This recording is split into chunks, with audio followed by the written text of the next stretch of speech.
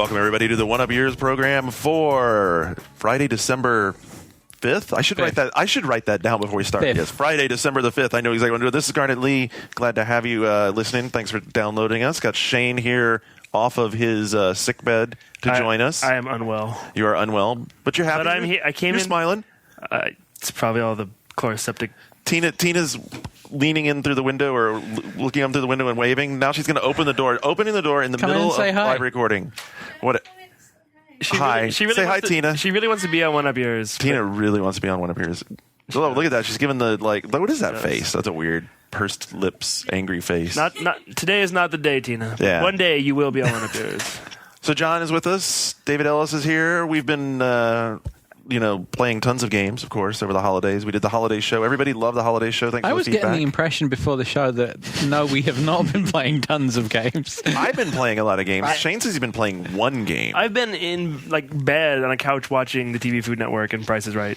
But I've been playing a few games here and there. But not everybody loved our show. Some people... Really? Some people didn't like us talking about 24 and Lost. Yeah, they didn't like... So the culture part, as John said afterwards, he's like, I cut that off because people don't like that shit. Well, okay, maybe you're right. And then some people didn't like us reading heartwarming stories from the listeners. They didn't like that? Some of them didn't. You know what? They might be people are bastards. They might be disappointed because I think we might do that again before the end of Christmas. Oddly heartwarming. There were I got a lot of messages both on One Up and on Facebook. They were like, "Dude, that was really cool. I got a story. I didn't get it in. I wish I had." So I think we may do it again, maybe for Christmas, for Christmas, maybe before the Christmas maybe we'll show. do themed ones. How do you mean? Well, maybe bad stories. Oh yeah. Or maybe retail. We could do retail stories, and rather than not general stories. Maybe get them focused. Retail holiday nightmare stories would be fun. Retail holiday night. That is kind of cool. That's serious business. All right, so maybe we could do a few of them. Yeah, that's what we should do. We should just do a few of them for each of the next 3 shows because we've got 3 more shows till Christmas. And then I figured I haven't talked to you guys about this, but I figured Isn't Christmas on a Friday this year? It's on Thursday. Okay. It's on a Thursday.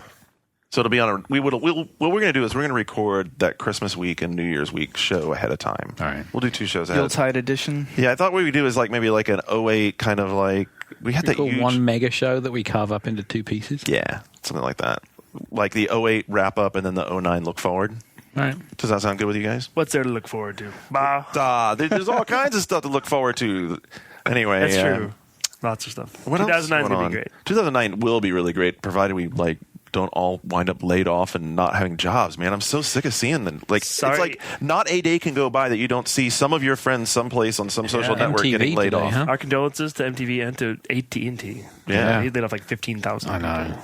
So tough. We know that you might be listening out there and be affected by that. Our thoughts are with you, and we hope for a quick recovery for you. This morning when I was sick at home watching the Today Show, Kathy Lee Gifford had a guy on, and he was saying that now it's no longer a stigma to get laid off. It's kind of cool. Well, it's definitely not how could it be a stigma? That's what they were saying on Today. I was watching. I don't think it could be a stigma at all. It used to be. Now it's chic. Huh? It's chic. Oh, well, yay. and then the guy suggested going on Facebook and talking about it. Nice. Oh, my goodness. All right. So, I don't know. We can jump into what you've been playing. I know, you know what I wanted to say is I've talked about this a bunch of times on my Twitter and on my Facebook, but I have to pimp Hospital Records podcast. People ask me all the time what podcast I listen to. What the hell are you talking about? Dude, Hospital Records podcast is hospitals? No, it's awesome music. It's like the last remaining drum and bass recording label in the world, and London Electricity hosts it, and the latest one out there is episode 72, and it is so fucking good. It is so good. Hospitalrecords.com/podcast. You should listen to it. You should definitely listen to it. It's just fucking awesome. Pimping everything I like on this podcast. I enjoy chloroseptic sore throat spray, soothing citrus flavor. Whatever. I'm going to use it right now. Is it soothing? You don't sound like it's all that soothing. The next person that puts a headset on is going to smell like chloroseptic. And they're going to get my fucking pandemic. Too, so watch out. True. We sterilize the headset. Yeah, you might want to bring some wet. We should wipes. put in those ultraviolet sterilization lamps in here. Yeah. You're not going to find semen stains on this, I hope. Maybe the chairs. That's what you use a blacklight for. You've never seen Room Raiders? CSI? Wow. CSI. No, I was thinking about that sterilization thing. Do you my electric toothbrush has that little chamber that you put the brush head in. Barbershops have them. Yeah, and it flashes it with the purpley light. We've seen some of that comb stuff that you dip combs in at the barbershop. Yeah, same stuff. Same stuff. Yeah. Now I'm worried about what we're sitting in. So what have you? Well, most of our chairs have nasty stains all over them. That's true. Well, Garnet, you've been playing a lot. Someone really threw one up over there, didn't they? Good God. Yeah, you don't attachment. And you know the Sean Elliott thing of don't look at the spot on the bottom of the seat where you're just sitting. sit. It's always it's always Garnet, you've been playing a lot of video games. I've been playing a lot of video games. I don't know, where should we start?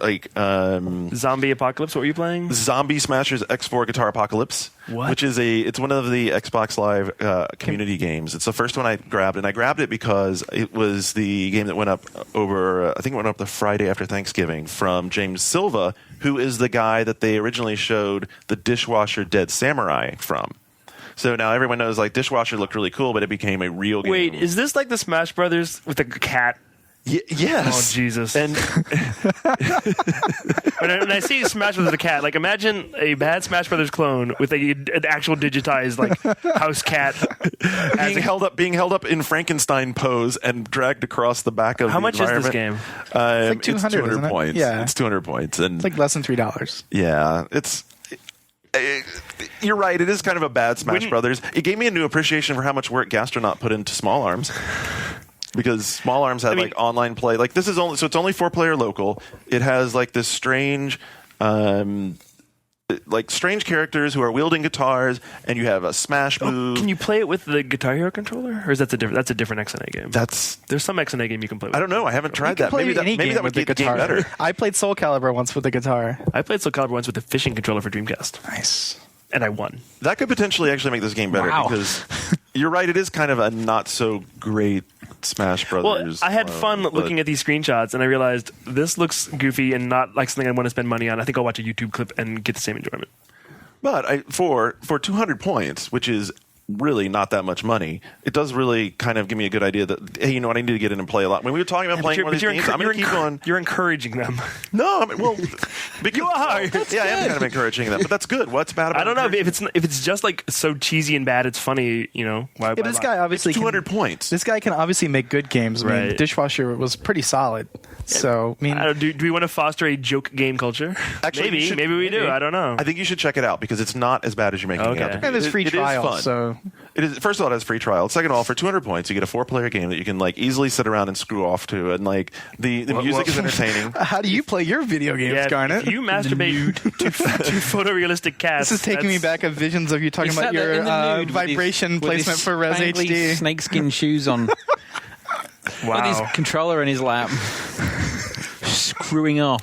Screwing around. No, that's not what you said. I know it's not what I said. Thank you. I had no idea that wasn't what I said. Anyway, I think it's pretty cool. 200 points? What's 200 points? He's good at coming up with titles. I'll give him that. It's no jelly car. 200 points. Hell, that's free on the iPhone. You can't even buy a 3D background for your new Xbox experience for 200 points. What, have we turned this into a 1010-220 ad? Just because it's cheap, we want to go for it? I was thinking about 1010-220. Really? 2 weeks ago, I was thinking about, remember when there were a million different dial these 17 numbers to do long distance? They all went away. Yeah. That's all gone. Was it Stamos, the pitch man for one of those? I don't remember. The sad part is there's a whole generation of listeners out there what the fuck is he talking about? Dial 17 numbers to go. What the hell is he talking about? It was 10 years ago, and it lasted a year, and then it went away. Anyway. It was replaced by those cards you get at the grocery store. Should we talk about a different game? Yeah. Anyway, it's fun. It can only go up from here. This is the beginning of checking out. Dude, look, I don't know about you guys. I'm definitely going to check out some more of these games. I think it's really. First of all, I like that there's instant demos on all of them, so you can just grab a demo and play around with it. I meant to play, but I was reading some other posts on other sites and boards, and most of the people who played 20 of these XNA games came away 3 of them are worth it. They sent me the XNA disc. Did you get that? Yes. That has a bunch of them on it. Yes. I didn't get that disc. But I've heard the actual. I'll let you borrow mine. Sweet. So John, did you play them all? Not all of them, but I played some. But what percentage do you think are actually worth buying? 10. See, you're doing better because 3 out of 20 would be 15%. That's holy shit. Math. You actually got that right. Apparently you weren't screwing off So there. what were the good ones then, John? I can't. What is Besides Weapon of Choice, which we all love. Artoon, which is the bouncy ball sort dropping of puzzle game. 3D. It's sort of Cubit in bigger space. That is definitely the next one. And what's the dropping puzzle? It's a decent dropping puzzle game. Apparently, there's one. There's one that looks like Luminous, but I haven't played. I think that's the one that's supposed to be pretty good. Yeah. It's not, but it does. It has a similar aesthetic to like the way the blocks are shaped. So look, I mean, it's very easy for us to sit here and poo-poo it, but at the same time, it's really cool that these guys are out there doing it. I mean, how can you hate on it? I mean, just because, I mean, if they're I don't know, crap, you guys were hating. I wasn't hating. I mean, if they're crap, they're crap, but I'm just glad we have the ability to be able to even get these games and that people have the ability to make them. And I like that like Artoon, what drew me to that was how experimental it is with the art style. So every single level, it takes the core gameplay mechanic and applies a completely different art style to it. So one of them looks... So it's always a ball bouncing up and down. You hop, and you have to hop on these platforms hanging in 3D space to change their color. And the first level is sort of a very sort of functional 3D flat shaded. And then it goes cell shaded. And then it goes that sort of Valkyria Chronicles, diagonal / watercolor kind of texture. And then there's one that's sort of more metallic looking, and one of them that's very pencil-y. And, I mean... That's cool. It could use some... if it was a sort of a funded, polished game, it would have a real physics system in it. Like, you can tell that it's kind of an old school game where there's no weight and stuff to the bouncing, but it's got some stuff there. There's something to it that I think that definitely shows some potential. I think that's what this is all about. Is like you play one of these games, and if you think, well, I can't wait until they get like a budget or someone gives them. But some of them don't have to be like that. I mean, I think the thing about this is, like, for 200 points, a 4-player game called Zombie Smashers X4 Guitar Apocalypse that has stupid-ass cat backgrounds and crazy characters running around with, like, guitars. Like, one of the characters is a cyborg with little tank tracks and, like, smashing people over the head with guitars while this crazy, stupid spaghetti rock is in the background. The old culture, I mean, it was more in Europe than here, but around the Amiga and the ST, where people were just sort of taking really basic gameplay ideas and just screwing around with them. Like the demo scene kind of culture. But also, that game specifically reminds me of the kind of bad fighting game that would have come out as a real game, like Battle Monsters, like 15 years ago. And now you can just buy it for $3. So, I'm just glad this didn't exist when I was in college, because if I was hanging out in the frat and we were scanning through this, you'd buy all these shitty games just for the title. Absolutely. Yeah. Well, at least that one. Well, I don't know. You'd have fun. I think you'd have fun with it. What else did you play? I finally broke down and bought Guitar Hero with the guitar. And, I've been like a huge defender of Guitar Hero for a long time. And like the retail, I'm having a little trouble defending it quite as much as I've been. I've been Why? Well, first of all, because one of the things I always liked about Guitar Hero was the hardware, especially the guitars. And the guitars that we had in their review kits were a little bit different. Like, one thing they were trying to do, and I know that like that was a big thing for them to make the strum bar quieter, because it was really clicky on the Les Paul. Well, they went so far, at least in the one I have, the retail one, it's like the action on it is terrible. Is it damp? It feels like it's damped? It's really loose. It's loose. It's just loose. It's like loose. It doesn't. Well, you need that kind of springiness to make it feel like strings. Exactly. It doesn't have enough return to it, and so it's like sometimes you like hit it, and it just feels like it's just kind of flopping. Maybe yours is malfunctioning, or I don't know. I mean, I haven't read any comments that people are complaining, so you should probably check into that. Okay, I mean, I guess it could be. I mean, so there's that, and then one of the things that I thought was going to be cool is as you played more and more and more and more of it, was like getting into the finger slide part on the touch panel. Mm-hmm. But it's awesome. It's very particular. It's more particular than I had thought it would be, and it feels like it's even more particular than it was in the preview code about having your finger precisely in the square in the fret in the fret square. So like you're trying to slide along following the notes, and it's really easy to lose your positioning in there. And as a matter of fact, I found out today that the next time they have the hardware made, which I guess they haven't made in like probably China or someplace, they're adding like a lump in the middle in the yellow button, right? Or in the yellow spot, which side so you can find it. Yeah, exactly like they have on the fret button. So they're adding a lump in that yellow fret, so you'll be able to keep a positioning of where your finger is. So there's that, and then I think that now that I played it a lot, their note tracking has fallen off. I mean, that was one of the things that I defended them for a long time on that, but it's the songs that should be really, really, really fun to play. 80% of them, 75% of them are, but there's definitely some that I've been like, wow, this is like, I don't know, it's not falling under my fingers that well, or I'm not enjoying it that much. And I mean, I've been trying to decide, is it that I'm getting tired of, I mean, has this sort of game run its course for me? And I think that there's definitely some fatigue there, because there's a lot of great songs, and then you've played a bunch of them, and you start to get into just this routine of, oh, well, I'm just going to play along with the song. And I think we, in the press, in general, have played these games a lot more than the average people tend to play them. I mean, I played every one of them. People dig these every one of them things except for out. the DS game. I think a lot of people dig these things out at weekends and holidays, and rarely ever else. Yeah, it's like I'm looking forward to playing them when I go home for Christmas, because none of my friends have big parties, and that's what you do. It's great as you a play social Guitar Hero thing, and Rock and you Band. play it differently. Which Right. I mean, I think why this isn't... So let me throw out the question, and I want you to hold your thought. Please keep it, because I want to throw out this question, and I think this will be what we're going to talk about is, did Guitar Hero need to become Guitar Band? Because I think one of the weaknesses for it as well is that the set list for me is no longer just a guitar set list. It's like they had to do like Rock Band did and have songs that are great for vocalists, songs that are great for their drums, and aren't necessarily Guitar Hero songs. I think the band thing is fine. I think where Guitar Hero came unstuck was sticking to its being a game guns too much. Because what Rock Band is moving more and more in the direction that I mean, it's blasphemy, I know, but the way SingStar is. SingStar is not really a video game. It is a pure karaoke experience that takes advantage of it being on PlayStation. And Rock Band increasingly is playing along with music as opposed to beating a video game. Yes.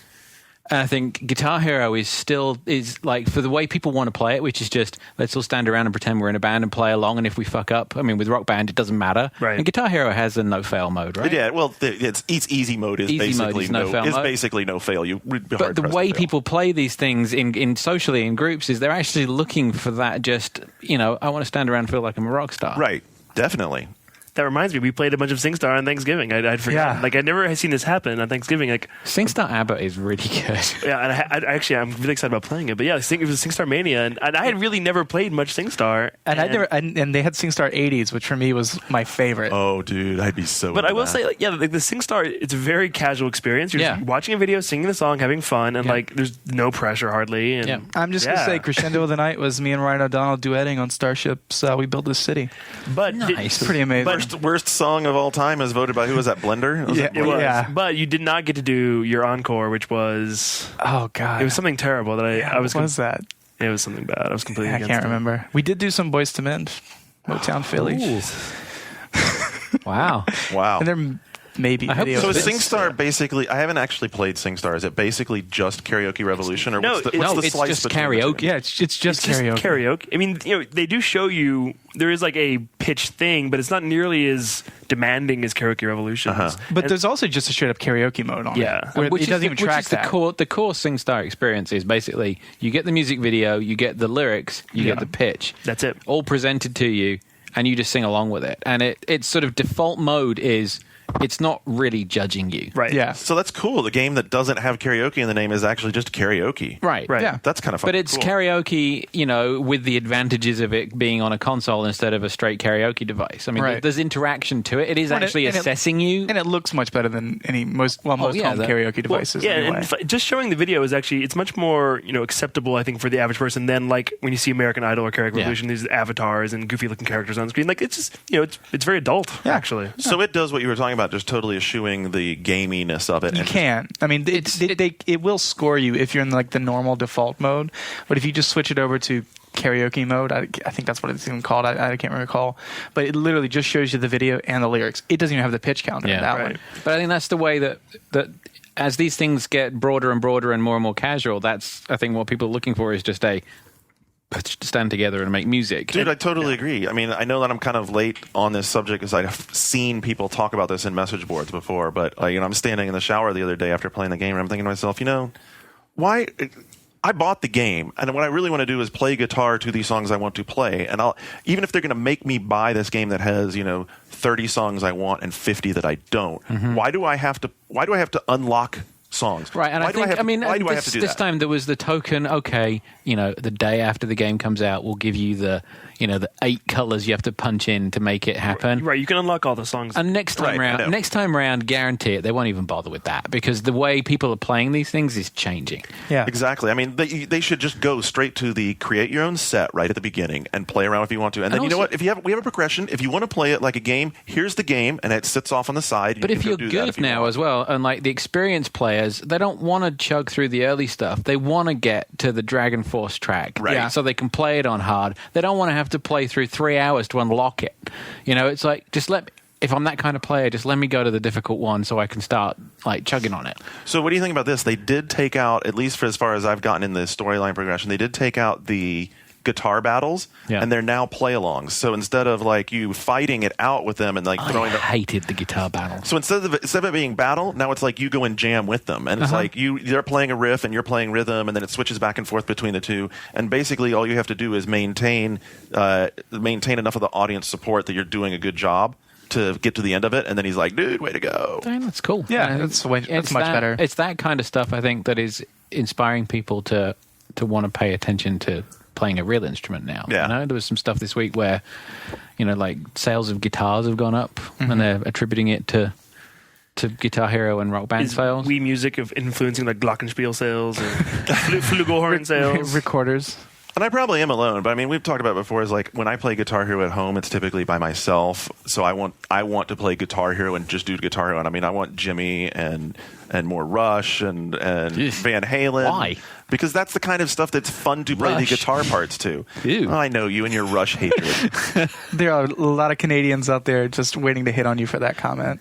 Have you messed with the creation mode? No, I haven't gotten to that yet. Mode? I'm totally looking forward to playing with that. So I haven't gotten to that yet. So that's sort of next. I got to Jimi Hendrix and actually I got to Ozzy and once Crazy Train was open, I think I played Crazy Train like 50 times just because this is fucking awesome. A few months ago, maybe last month in Rolling Stone, there was a great 2-page article about Ozzy Osbourne and Guitar Hero, and in this article they were like, we brought it to his house, but he refused to play it and demanded the Activision PR rep play it in front of him. And I was like, this is a great article to be reading Rolling Stone about how he refused to play the game. When reached for comment, he said, yeah, basically. It was tragic.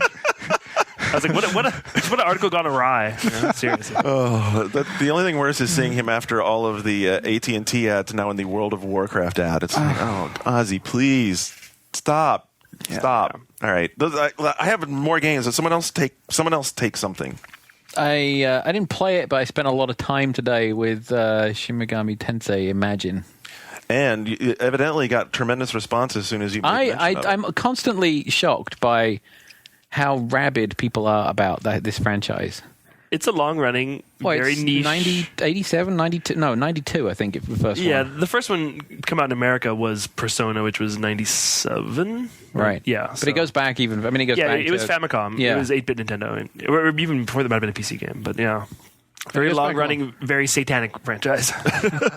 And I played Nocturne, and I played a couple of them over the years, and I sort of dipped into the Personas, But I mentioned on Twitter that I'd seen this thing, and just got this overwhelming, like, oh my god, does it have this? Does it have this? Because I say the hardcore fans have been very wary about this because it isn't made by Atlas; it's made by a Korean company. And usually, you hear about these free MMOs. Remember the free Street Fighter MMO that got announced, or the free Ghouls and Goblins MMO that got announced? Yeah. I spoke with Area Games came to see me today, and along with one of the guys that was doing the translation, and because early on people had been expressing some concerns about the translation.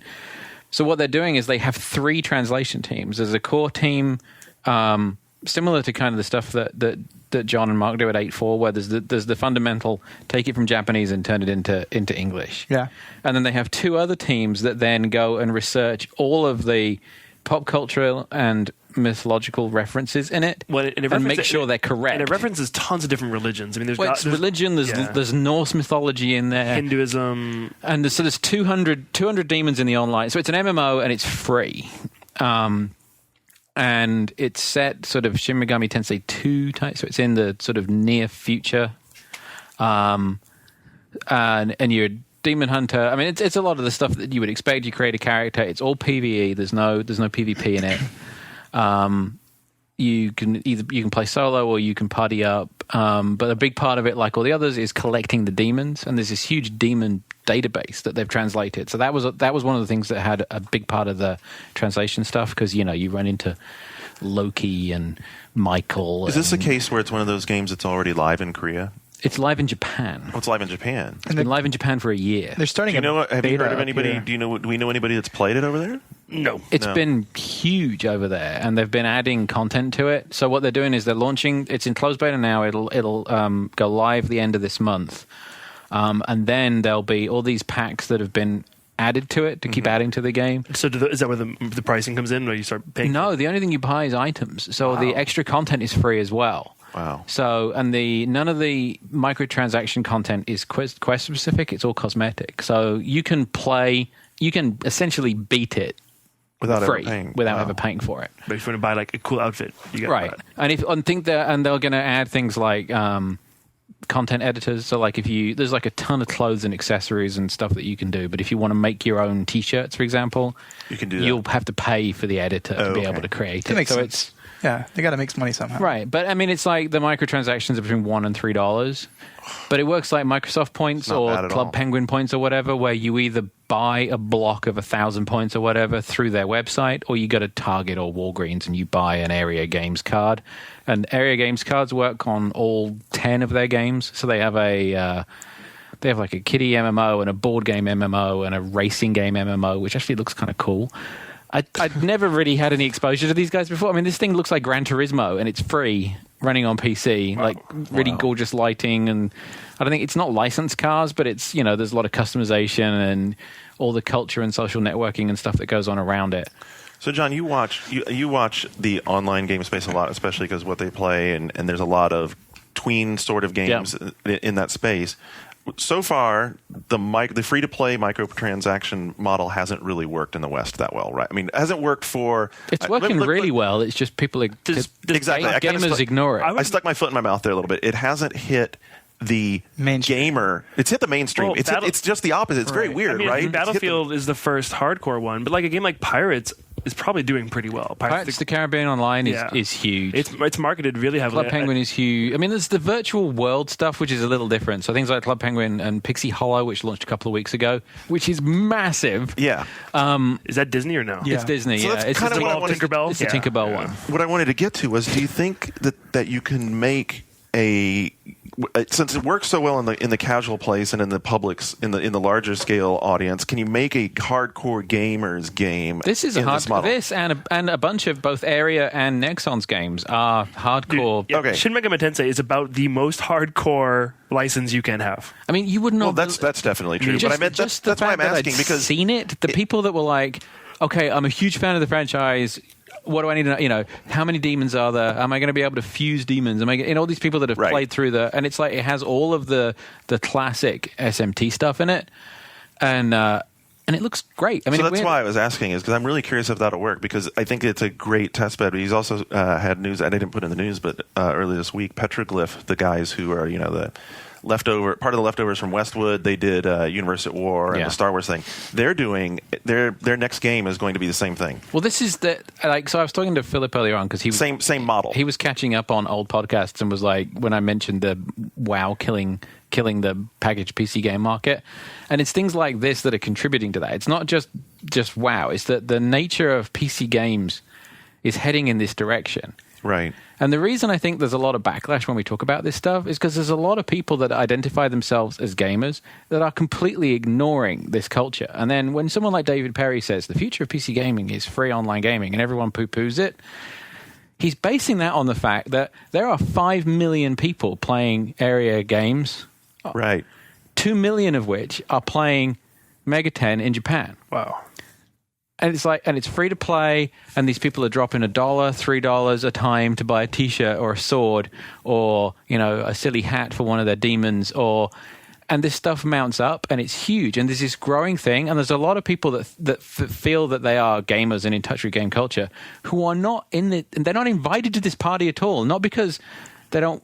But it's because they don't want to be. It's like we're just missing it. We're dismissing it outright. We're just dismissing it. And they loaded up this game for me this morning, and they put it on, and graphically it looks just as good as the PS2 games. You know, I mean, it's not gorgeous, but it's definitely comparable, because when I saw the video of it first, that's what made me think of. And it has that kind of, you know, the later Persona games and stuff, to hide the lack of definition in the textures and stuff in the Persona games. They had applied that sort of very blurry effect to everything, and it's very effects laden. It's just like that, but the character models are a bit more cartoony, kind of the way Persona 4 is. Mm-hmm. So they're more flat shaded with a lot of lighting stuff on them. But there's like tons of accessories, and like you see people going around, and everybody that you see walking around in the game looks completely different because there are so many. So there's the dress up aspect. There are 4 pay MMOs that don't have that part down. So they said that people play it in multiple different ways. I mean, just from watching the beta that they've had going. So there's people that are playing and just accumulating stuff to play dress up with.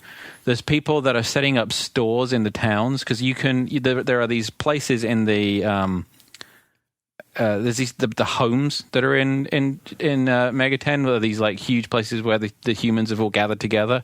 There are these blocks in the squares where you can set up a shop, and you can set up basically like an avatar, and then you can sell items to people for the in-game currency. Okay. But there are people who play the game entirely to do that, because there are so many items in the games that they just accumulate stuff and start trading it. There are other people that only play like the instant stuff, so they'll go off in pairs and just they'll go through the instance quests. And then there's other people that are just doing it because they want to play, you know, they want to collect everything. They want to play it like Pokemon. So I think that the interesting thing is that, like Shane said, that there's not a much more hardcore license than Shin Megami Tensei. So if anything ever has a chance of maybe breaking into like the game culture, this would definitely be right up there on the top of the list. I mean, it's a big download. Are you going to try it, Shane? I will try it, actually. When is it launching? In end of this month as beta, or as the no, the closed beta? It's a 2-week closed beta to fine tune stuff. And then if anyone finds anything weird, like, you know, a weird translation thing that's popped up or whatever, they'll be fixing stuff on the fly, and then they'll start rolling out the new content next year. But I could see this being like a big, hardcore, you know, it's a way to draw people out of something that, you know, you want to pay $15 a month for something, or do you want to pay nothing for a game you feel that like buying yourself could something go on forever, you know? And it would appear to run on just about anything. We were running it on it was a Dell PC that's not an XPS. Okay, so it's definitely got definitely doesn't have any gaming guts. So in my it. old laptop can run it. It would potentially run it. Yeah, Fantastic. I mean, like, you know, this was a couple-of-year-old laptop that and was able to run it with everything on, and it looked as good as a PS2 game, which is all you need. Right. So I thought that. I mean, I was very impressed, and I think this is when people are talking about, you know, the death of PC gaming. That's not like it's all going to go away flat. It's like what you know of as PC gaming, as in package copies, the same way that console games are. Right. This is more what it's about. It's about this, you know, all download based. Perhaps death is the wrong word. Maybe transition. Transition, yeah. Yeah, maybe you think PC games are in a transitional phase. Yeah. It's transitioning from paid games to these free-based games. And they're not all the same. They're not all sort of rubber stamp WoW knockoffs. I mean, there's racing games, board games. There's a side-scrolling, like, there's an MMO side-scrolling fighting game that they do that, you know, has... I saw a Mario Kart clone one time. It was Korean MMO. Yeah. Well, I mean, that's the thing. When you go to the sites that are the hubs for the Korean companies that do all those, they have like, you know, they have like a golf game, they have like a kart racer, they have like a tennis game, adventure RPG, maybe like some sort of dating simulation. Because the MMO part is the hub world, and then essentially, instead of an instanced battle, you're getting an instanced race or an instanced tennis game, and it's the same mechanic. So you're kind of all milling around in this social environment, and then going and instead of battling, you're doing something else. Remember from GDC this year when Epic brought their Korean friends out there who were using Unreal Engine 3 to make these avatars for this giant MMO thing that crazy MMO it's like meeting place dancing game. But it was like a home concept that seemed to be much more ambitious, and eventually like this avatar would be in other games. Yeah. Like I think that's where it's going, especially in Korea. Yeah, but the other interesting thing was, you know, this was a game that has taken off in Japan and looks like it can take off here and the Korea. I mean, that'd be amazing. There's something I mean, because there's not been many like big MMOs that have really taken off out of Japan. But I mean, I was watching it, and the first person I thought of on it was Milky.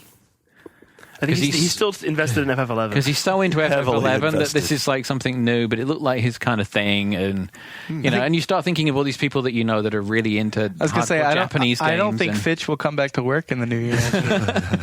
I'm definitely going to try it out now. I'm definitely going to try it out. So I hadn't really played it. I was spending a lot of time with it. Are you going to play it? I'm going to play it. Yeah. The things I've been playing is I played a lot of Fallout and a lot of Motorstorm. How far did you get in the retail? Motorstorm? Yeah. I think I'm about a third of the way through now. Yeah, I started over again about a third of the way too. I've been trying to get golds on everything. It's tough. Which is hard. Especially the speed things are impossible. Yeah. You can't mess up. The speed thing. The speed challenges where you have to it's a type of challenge where you have to go through these slalom of... Yeah, and you don't see the next... So that it puts up 2 smoke stacks, basically, in the environment. It's a gated race. The gated race. But you only see the next one when you hit that one. So you don't see the next. So you've got to go through one to see where the next one is. So you don't ever see where the path is going to take you. So sometimes you'll be going through one in midair, and it moves the thing sort of way over the left hand side, and you have to kind of double back on yourself. Are they in the same spot every time? Yeah. Okay. But I mean, it's set up so that it's fairly easy to get a bronze. Like if you're a good racer, you get a silver. But to get a gold is almost impossible. You can't screw up once. You need a perfect line. Real Jedi stuff to get gold. Yeah, I never got a gold in any of them. Sounds pretty Wipeout.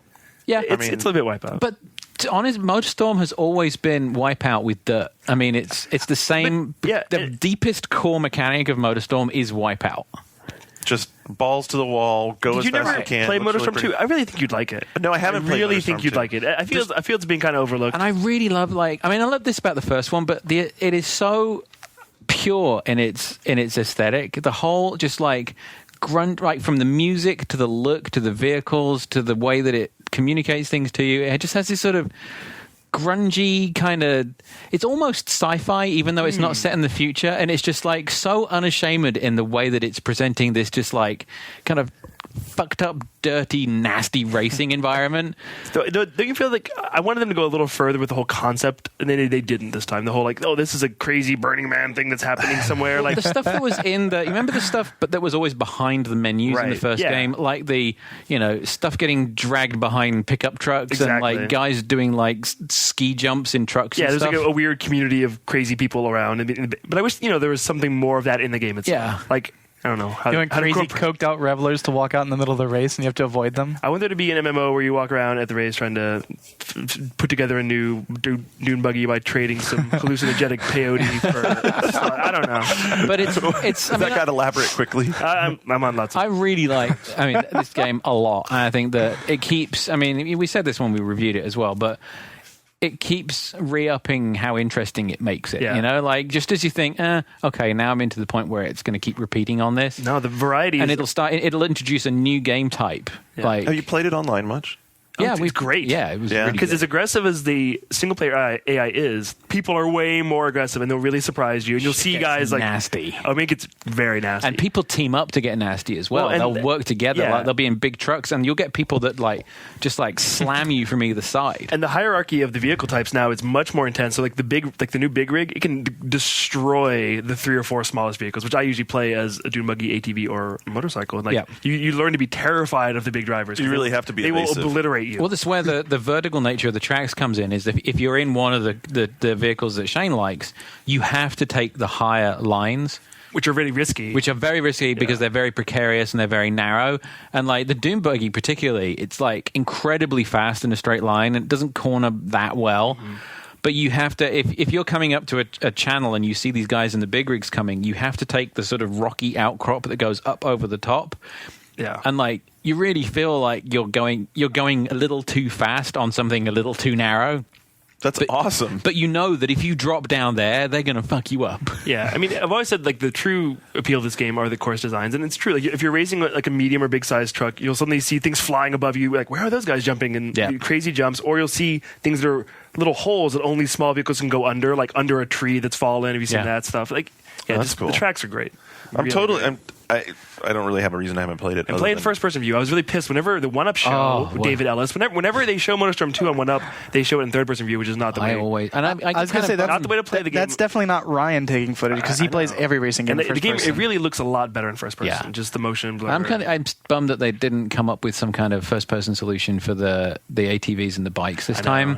Because what it does is if you're naturally in first-person view, when you get on an ATV, it does this weird thing where it locks the camera like right behind you, your shoulders. Close, yeah. So you have this sort of head and shoulders locked view. Is it off kilter? Not really. Well, it's floating. It's not totally locked, so you can see a little bit. But what I end up doing is going into the natural third person to kind of push him out of the way a little bit. Yeah. Because he obscures too much of the view. And it seems like they should have made him like transparent or something, partially transparent. Yeah. If they weren't going to go all the way for first person. Well, I mean, I'm definitely going to get to it. I mean, you guys know I love racing games, and I'm totally soured on Need for Speed. I cannot handle the bad technical part of it. But it's more Wipeouty than even the first MotorStorm was. And that's a good thing. Wipeout with wheels and a lot of dirt. Well, and more variety. I mean, I love me some Wipeout. I mean, love me some Wipeout. I mean, hell, I have that poster in my office. Anyway, big on the Wipeout. I'm trying to think of anything else. I played a little bit of Neopets Puzzle Adventure. All right, that's where we need to take a little break.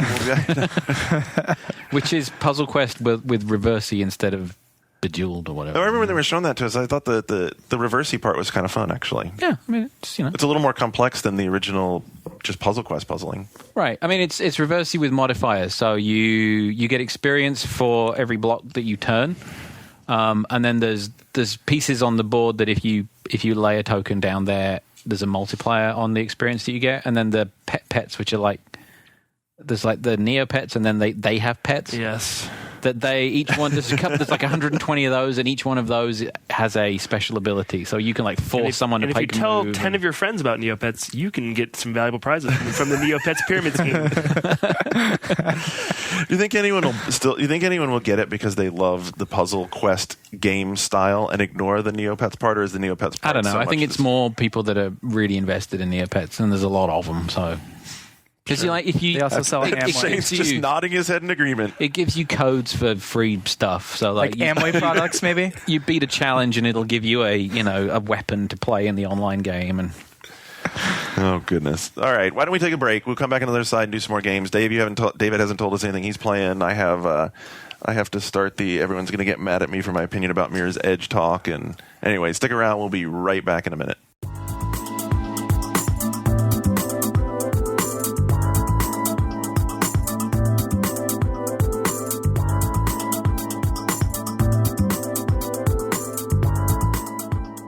All right, David, you want to kick off getting back in here? What have you been playing? Well, it's me, so of course it's been a shooter. So of course. I'll talk about that. Wait, let me guess. Killzone 2. Yeah. We got the 6th level preview build in a couple weeks ago, and I finally got a chance to play it a lot over Thanksgiving. And I've been playing it this whole week. I've played through the build 4 times. Whoa. Already. So did you play through the build 4 times because you needed to, or because you caught on and you really liked it? Or because you hated it so much you wanted to make sure you could back up all your hateful opinions? I would say 2 because I needed to, and 2 because I wanted to. Wow. Because I actually like the single player. And I should say, obviously, it's the best looking console game I've ever seen. Ever seen? Better than Gears? Way better than Gears. Their particle effects, their texture quality, it's way better than Gears. Not necessarily the detail and maybe the faces. There's not the same. I don't know. It's a different graphic style. You really can't compare face to face in Gears 2 and Killzone 2, because Gears 2 they're like caricatures almost, right, and Killzone's definitely more photorealistic. But the environments and the particle effects, the weather stuff, and the game never chugs at all. The only time frame rate drops at all is when it's loading a new area. You have these little mini load screens where it stutters for maybe a second while it's loading the next area, and that's the only time you ever see frame rate dropping. Wow. And this game's 3 months out. Wow, that's a good sign. I'm pretty excited for it. And I gotta say, actually, I don't know if there's a huge difference between the way it controls in the beta and single player, but it feels a little different. It feels less loose, not necessarily really tight, because the game is all about slow, deliberate movements, or at least the way I've played it is it's all about slow, deliberate movements. No, I think you're on the right track. You're not a turret. You're not a moving turret, which is the way a lot of shooters play. This plays like you're a man holding a gun, running around a battlefield. Yeah. But you're not running because, like, well, no, you are running. I'm running all the time. Well, in single run player, from cover to cover. Exactly. Yeah. Single player, you have the cover, and the cover mechanic, like, it's simple, and it could be tweaked a little bit better. There, sometimes the cover will react in ways you don't necessarily expect it to, like when you're around a column and you top out for a second just to get your cursor where you want it, then pop back in, and then pop back out, and it ends up shooting to the left. You can lean, with the 6-axis. Yeah. I mean, there were just I don't know if they were buggy. I mean, just a little bit. I mean, overall, like, I think I wish the multiplayer had the cover mechanic in it. But if you do, so to talk about the running part, if you just run through the level, like if you hit it, like I play Call of Duty pretty fast and loose. Yeah. Like just running and moving and like shooting. If you play this like this, you're not going to last very long. Well, right? I would say most people can't play like that, but I would say, like, if you're really, really good at shooters and really good at this game, if you've been playing the beta for a long time, you actually probably can do that and do reasonably well. Well, the thing I found when I was playing through the parts I've played through is the checkpoints are pretty forgiving, and it's paced in a way to where you'll think you're not going to make it, and then you just make it. Well, a good example is I think it's in the third level of the preview build. You basically end up in this kind of town square that you have to hold off, and you have enemies coming at you from every direction, behind and front, and it's a long encounter, probably a little too long. It's about 10, maybe 12 minutes of just enemies coming at you, like, over and over and over again. But after every wave is taken out, it gives you a chance to, like, catch your breath, get more ammo, and it saves it. So that if you die after that, you start at that point. You don't go all the way back to the beginning. And then it ends with the two heavy Hellgas show up, and you have to take out both of those guys. And that's really hard, because usually when you fight one of those, I took down one of them in 45 seconds. Did they have the electricity guns or no? They didn't have the electricity guns yet. But I took down one of them in 45 seconds. In fact, I got a trophy for it. If you take out one of them in under a minute, you get a trophy. Well, I'm also curious what you think of the storytelling, because I really liked the storytelling. I liked how the cutscenes just happen all in engine as you're going, and it's weird. I actually think that the game looks better outside of cutscene, if that makes any sense at all. Mostly because the motion capture is amazing. The motion capture is really good, like the animation, and really good example is there's one section where a Rico is running in front of me, and he's just going down a corridor, and he trips on a pipe and falls randomly, and your character, like, makes some smart ass comment back and forth to him, and there's chances a lot of people will never see that, and I don't know if it happens every time, but I don't know, little details like that I think is really interesting. That is cool. Well, and it's a game of little details. Like when you talk about the graphics, it's easy to say, oh, this is the best looking game, but when you're playing and you're constantly walking around, looking around, and like wind is blowing debris in the sunlight, and just, everything looks so fucking good. And of course, in the early levels, I mean, the first few levels, they look very similar. You're in the same city. There's, clouds, lightning, and wind and everything, and it's insane. And then once you get out of the city and you move to this desert environment, which is like kind of this post-apocalyptic Mad Max-looking junkyard kind of area, and you're escorting a scientist for whatever reason. Yeah, and as I said before, like the visual variety in the last half of the game is very surprising. So. That's good news too. When the preview build stopped for the first time, I was like, "Fuck!" I wanted it to keep going because I thought because it's a really long preview build because it's 6 levels long. 6 levels is a lot. And I would say such a really good barometer for me is when I like a game is when I don't want to put it down. It's so easy to get like. For me, that's always the part when you're reviewing a game. I always say like when you feel like you have to play this because it's your job and it's a chore, and you would have stopped playing it had you bought it. Yeah, that's always the real thing. That's yes or no. Yeah, and this was a game that I wanted to keep playing. Yes, I had to play it for my job, but I only had to play it once or twice for my job, and I've played it through multiple times at this point. I really enjoyed the beta once I got the hang of it. I mean, I think that we talked a lot about the controls, and as I started to get my head around like the way the game plays, which is, to me, it really reminded me the most of like Graw. I mean, it really started to feel like Graw, whereas is move quickly from cover point to cover point, but then stop. Listen, use your head. Listen, if you see someone moving, think about, okay, well, they just ran across there. What part of the map might they be heading to? Where might they be, trying to get a vantage point from? Oh, yeah. Where can I get a vantage point to shoot them from? Starting to think like that, and then not having lightning fast controls makes sense because you're not moving lightning fast. You're much more considered. Yeah, and I really like the sniper rifle in this game. This has got a pretty cool sniper rifle. Well, some people may be turned off by this, but when you have the sniper rifle in your hand and you're zoomed in on someone, if you're moving your hands around, it moves the gun in the world. There's 6 axes, so you have to hold the controller still to be able to shoot accurately. Well, but I think it's important because this game. I remember one of your first complaints about it is you like running and gunning on the fly, and that's not what this game is about. It's about like setting up your shot, finding the best shot, and then getting out of there. One of the reasons that I think I enjoyed the single player more so than I did initially the beta is because Guerrilla did a really good job of laying out these firefights so that you always kind of have a cone of fire. Their enemies are always within this degree arc. They come at you from the side occasionally, but generally they're in this kind of 270 degree arc in front of you, which is fairly narrow, and you can take out multiple enemies really quickly because your movement of aiming is slower compared to other shooters. It sounds like it's really got tunnel vision though. I mean. That was a concern I had from playing the level. What I mean by that, they'll come at you from different directions, but they'll come over in like 3 guys in this direction, you take them out. Right. 3 guys in another direction, take them out. 3 guys on the roof, take them out. So you might be looking in different directions, but when you look each direction, there's a action object. There's a group of action that happens around that vista. Right. I mean, and that's not the case every time. There's one encounter where you're in kind of a university setting, and if you just jump and you know it's one of these levels it's one of these sections you walk into, they're just going to come from everywhere. Here's the ambush. Yeah, and sure enough, they come from every direction. Come from the front. Then you have people at the roof. And the first time I played it is I just jumped off to the side to a column and tried to take out the guys at the bottom, then take out the guys at the roof, and I was having a lot of trouble with it. The second time I just decided I was going to shoot the guys that came out the base, run up to the stairwell, and then sneak up and flank the guys that were on the roof rather than try to take the guys on the roof from the bottom. Mm-hmm. And that worked really well. And obviously the enemy just couldn't react fast enough, and I was able to take them out pretty quickly. And there are a lot of vertical maps that I saw, especially later in the game too. A lot of vertical gameplay, which is I mean, there's even some of that in some of the earlier levels where you work your way up to the top and get over into another building, and then you realize the building you've just gone into is bombed out, so you drop down multiple floors to get back out to this convoy. Basically, the early part of the story is all around trying to get this convoy to wherever they need to go. In general, around the office, it sounds like Killzone 2 really won over pretty much everybody. Yeah, I mean, I will say, if you're expecting an entirely new shooter experience that nothing's ever offered before, it doesn't do that. It doesn't really do any one thing, at least initially, new that games haven't done before.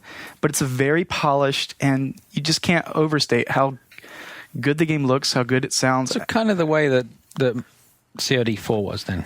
That kind of just polishing up a lot of different ideas. It's very polished, but I think it also has a very distinct feel, and yes, and everyone is either yes or no right away. But if you take the time to kind of learn it, and we were talking earlier today, and actually you're kind of reminding me of everyone's initial reaction to Metal Gear Online, where it also plays very differently from any other kind of shooter out there, especially in first person in Metal Gear Online's case.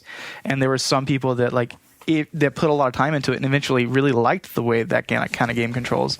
And I do if you do put the time and effort into it and play by the rules that Guerrilla Games has set out, it's a lot of fun. And it's really solid. And for a game 3 months out, it's really polished. Well, there's something to be said for games that play really well and are polished really well. And the best part, 6 levels, there's no bullshit gaming mechanic that ruins the rest of the game for me. It's just a good, solid shooter that's fun to play. What sort of gimmick mechanic would you be referring to? You seem like you had something on your mind. I'm sure we'll be talking about one of those maybe a little bit later. Mirror's Edge and the horrible combat in that game. Oh, well. It's not a gimmick, though. It's not a gimmick. Well, the gunplay and the way that it gimps your character when you pick up a pistol. We've talked about that since we first played I know, the game. And it's still frustrating. So I picked up Mirror's Edge finally and played through 3 chapters of it, and I will never pick that game back up again and play it anymore. And I'm sorry. I totally appreciate the artistic and creative side of it. I think do you not enjoy the gameplay traversal? I want to I get doing the parkour part is fun, and the sense of momentum, that all the stuff that John talked about really is there. The sense of I see why people get motion sick from it, because you really do have that. You gotta focus on the dot. If you turn the dot off, you die. Puke. I mean, it really does have that very natural sense of sway and momentum and all that kind of thing. But I cannot remotely tolerate a game that is that much a fail-gated game of like learn by not doing. Oh, now I know the path to get through. It's like there's a little string of monofilament leading through the level. There's three strings. There's three little strings of monofilament, and you can't see them. But you can just keep on screwing up until you get back on them. Every platform game is anathema. You don't want to play it. I have to jump on that. No, like you basically you don't want to play a game that has three distinct paths through each level. Platform games. First of all, platform games are almost all the successful ones have been in third person. But by the way, there was a reason everyone hated the end of Half-Life, which was first-person platforming. So you're saying first-person platforming doesn't work? First-person platforming does not work. This is another example of why first-person platforming I think the platforming elements, for the most part, work. But there's some very broken parts. My gripe about the platforming stuff is that there are times where you're jumping towards a pipe or something like that, and your cursor's right there, but if the dot's not right on it, she just jumps up to it, chest bumps it, and then falls down. Completely agree. And the part that's really broken about that for me is they got me completely to buy into the character, completely buy into the game world, and she's supposed to be this fantastic gymnastic parkour athlete. No, Garnet, you're supposed to be that athlete, and you're wanting the game to like do things for you. You want like Prince of Persia to like hold your hand and complete all your jumps for you. And are you kidding me? You're telling me that that's what it sounds like you're saying to me. I'm saying that if she jumps and is within an arm's reach of a pole, it stands to reason that she probably would have reached out and grabbed the pole rather than falling to her fucking death. When I played Mirror's Edge, every time I would miss a jump and fall, the next time I would usually get it right because I realized I did it wrong. I fucked up. The game isn't going to help me. The game isn't going to do it for me. It's weird. Everyone breaks the flow. Everyone reacts differently. I was talking to Michael Donahoe last night, who really enjoyed the game, but he said that he would run into situations where the first time he would do a jump, he would get it almost perfectly and then die, and then it would take him like 5 more times before he could ever even recreate what he did on the first chance. That's interesting. So he said, like, for him, his first initial run through was always the best until he finally got it. But for me, like 90% of the time, it worked exactly like I wanted it to. It was just those few 10%. For me, I feel like I really wish that DICE had I don't know. Guts is the wrong word, but I wish they would have made a game without any guns, because I feel like if you were going totally up, agree. If the enemies, I don't know, if they were like fucking cyber ninjas or something, like so that there were no guns in this world whatsoever. Demolition Man. It needs to be the world of Demolition Man, where they're all walking around with those little stunner batons. Or at the very least, why not? If she's not supposed to be using a gun, why not give her like, I don't know, a handheld taser a boomerang. A boomerang. Okay. I don't know. Something. Because for me, like the basic combat, when me not having a gun, which is obviously what they want you to do. They don't want you to use guns in this game. Well, and I'm all on board with that. Totally encumbers her the second you pick one up. Yeah, you pick up a pistol and she moves like a stomach stapling victim who's fallen back on the wagon of eating a lot. The gunplay, but it's funny. The gunplay, Garnet. So did you mind it or no? I actually specifically, I played the gunplay a little bit. It's not actually, the gunplay is not as bad as I thought it would be, but. In order to get the rhythm of the gunplay is pick up a gun, use it for immediately, and then drop it. Exactly. Yeah. And then it's even more fun to just like get the gun and then just drop it, because really the game is so much about her being an athletic. Did you not enjoy the like nailing it just right and grabbing the guy's gun and flipping him over and then just like tossing the gun and running off? I have to tell you, I got so irritated with so you were talking about like being good at the game and having it be you. I agree that you should be good at the game and have fun with it, but like the whole point of playing a badass is that she's a badass. So you know what, if I make the jump the right direction and go to the right spot where I'm supposed to be going and I'm doing the right stick movements I ought to be doing, then why does it have to be Street Fighter in I have to be frame counting. That's the analogy. In Street Fighter, it would be frame counting to get the button presses in just the right spots to pull the move. I don't think it's that bad. I think it has more in common with early Tomb Raider rather than... It's not frame counting. It's like knowing that there are times where you have to press the jump button when you think you're not standing on anything anymore. So it's almost like the equivalent of pushing off at the very edge. Yeah, you have to take one step further than you think you should have gone. It made me so angry so many times when she would be like so close to something where she could reach out. Or another example, so inside you're going down to the sewers and you're inside this very large cylindrical It's a vault sewer, or whatever. yeah. You're going into this big green sewer bit. pipe, right? Okay. So the big sewer thing. Yeah. Right. So you're running along the walls, and there's a series of catwalks, and the catwalks aren't connected. So you run along the walls, and then a little bit further down, you do a deal where you wall run to a trapeze bar, you swing off the trapeze bar, and then you can jump to the next pole, and then you shimmy down the pole a little ways, and you repeat the process. So I got to a point where I found that if I ran across the catwalk and timed it just right, I could come off the catwalk, hit jump and wall run over the top of the trapeze bar, and get all the way to this pipe that I was supposed to crawl down. Except if you do, it doesn't matter, because the game doesn't let you do that. Even though you're right there, you run right into the pipe. You're running right into the pipe. It's like the pipe even there's no transitional animation that only kicks in if you come off of a trapeze. Can't figure it out. It's like, oh, you know what? You didn't do it right. You're supposed to go to the trapeze bar and then flip over here. That's so dumb. It would have been nice if there was more. John, you're dumbfounded. If there was more, sounds like user error. If there was, how is that user error? You did it wrong. Exactly, and I'm playing the game, but yet I did it wrong. User error. Yeah, it would be nice if there was a little more freedom outside of the 3. But obviously, this was an open world game. You can have freedom of movement without open world games. Who's played Prince of Persia? A new one. I played it really briefly. Because I'm really curious now to try Prince of Persia, because I think it'd be more like everybody has said that I really like it for the easy. I really like it for the reason a lot of people say they don't, which is that it's really easy. So I hear it's really easy. It's 9-10 hours of easy though, I hear. But what I like about it is that it's got a lot in common with it's more of a rhythm game than anything. Yeah. And by rhythm, you mean the pacing of wall run to jump? Grabbing a hook. I'm talking like music game. And the combat too, right? Yeah, the combat specifically is. I haven't played it at all. If you can get into I only played the sort of early stages of it, but you can get into this rhythm with the game where you just get sucked into the flow. And that was what I liked about Mirror's Edge as well, is that when you're good at Mirror's Edge, you're hitting the button to jump at exactly the right time, and you're not jumping onto the trapeze bar and swinging a few times. You're grabbing onto the trapeze bar and letting go of it almost immediately to get the furthest possible jump, and then clinging on and almost bouncing off things.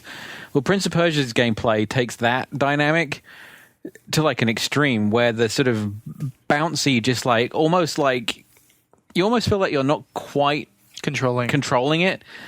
But there's something bit of a Sonic the Hedgehog feel. Yeah, but the way Sonic would interrupt that by making you move within the sort of with Unleashed specifically, where it would force you in on one axis. You do have to do that at one point in this game with one of the upgrades. Oh, really? Yeah.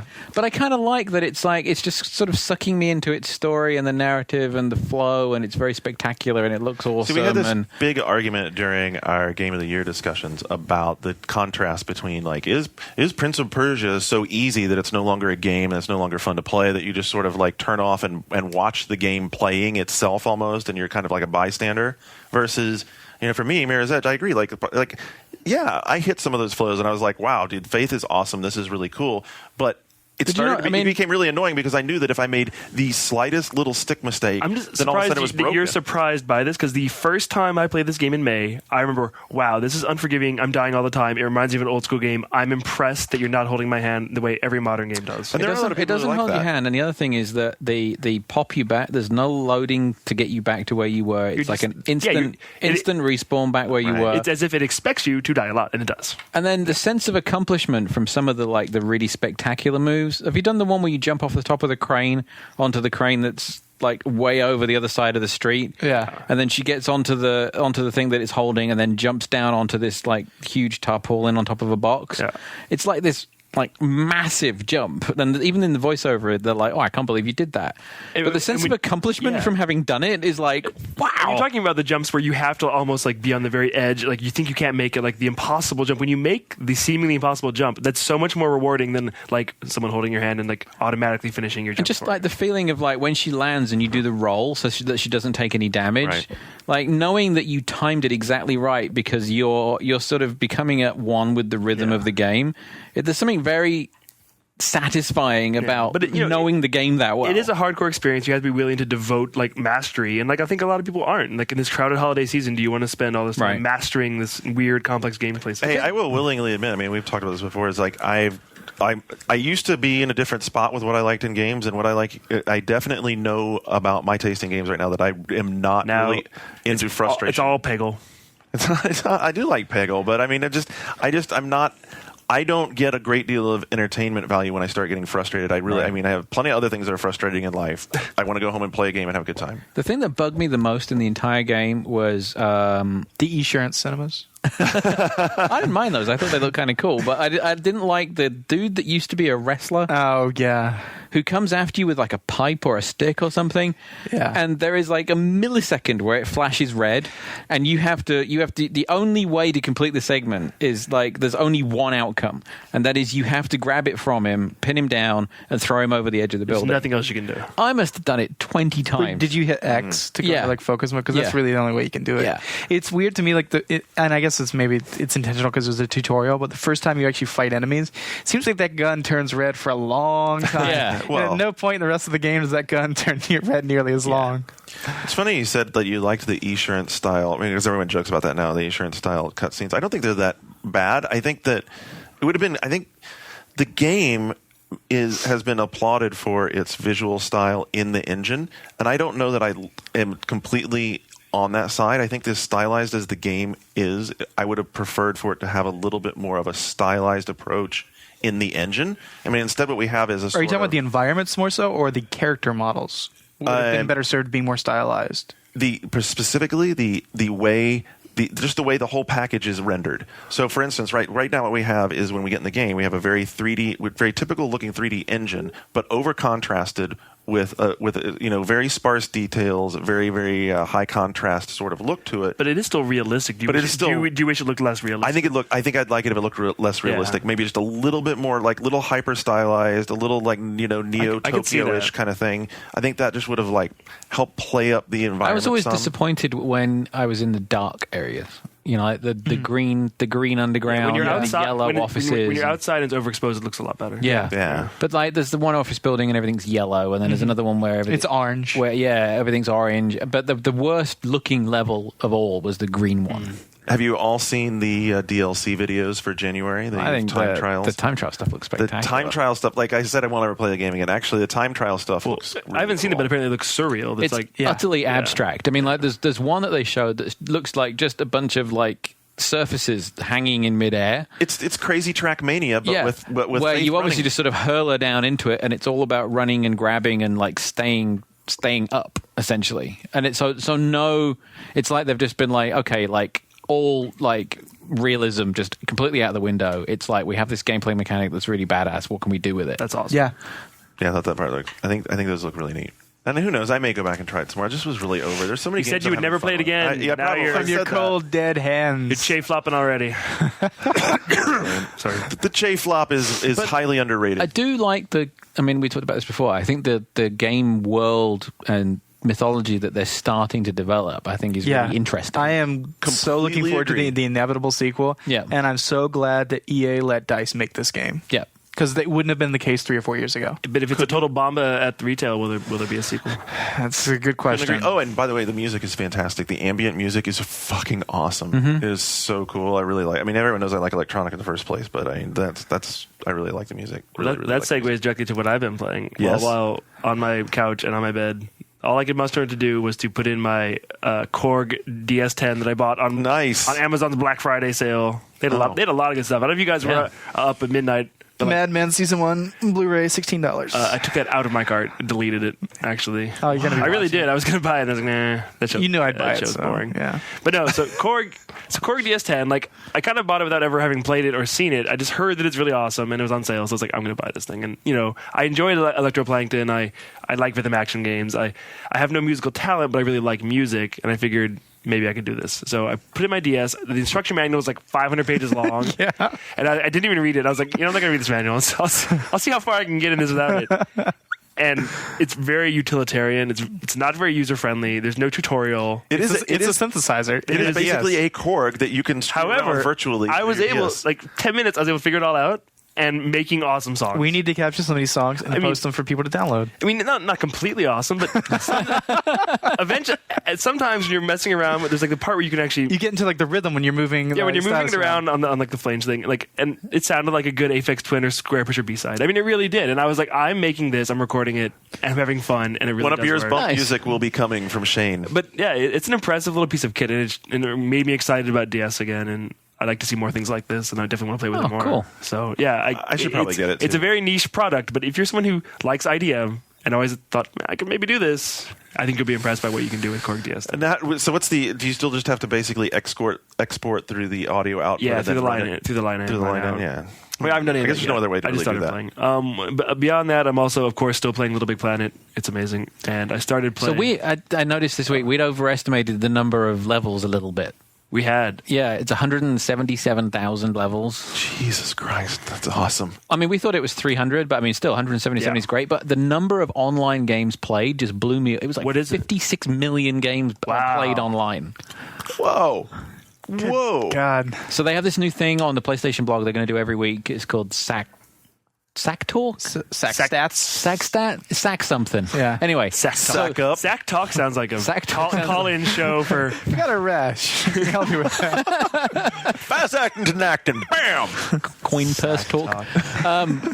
And anyway, so part of the thing they're doing every week is that the stuff that we talked about a while ago, and the fact that the social aspect and the community aspect of it needed some help, and it needed a figurehead. Mm-hmm. So there is a new community person that is driving this thing.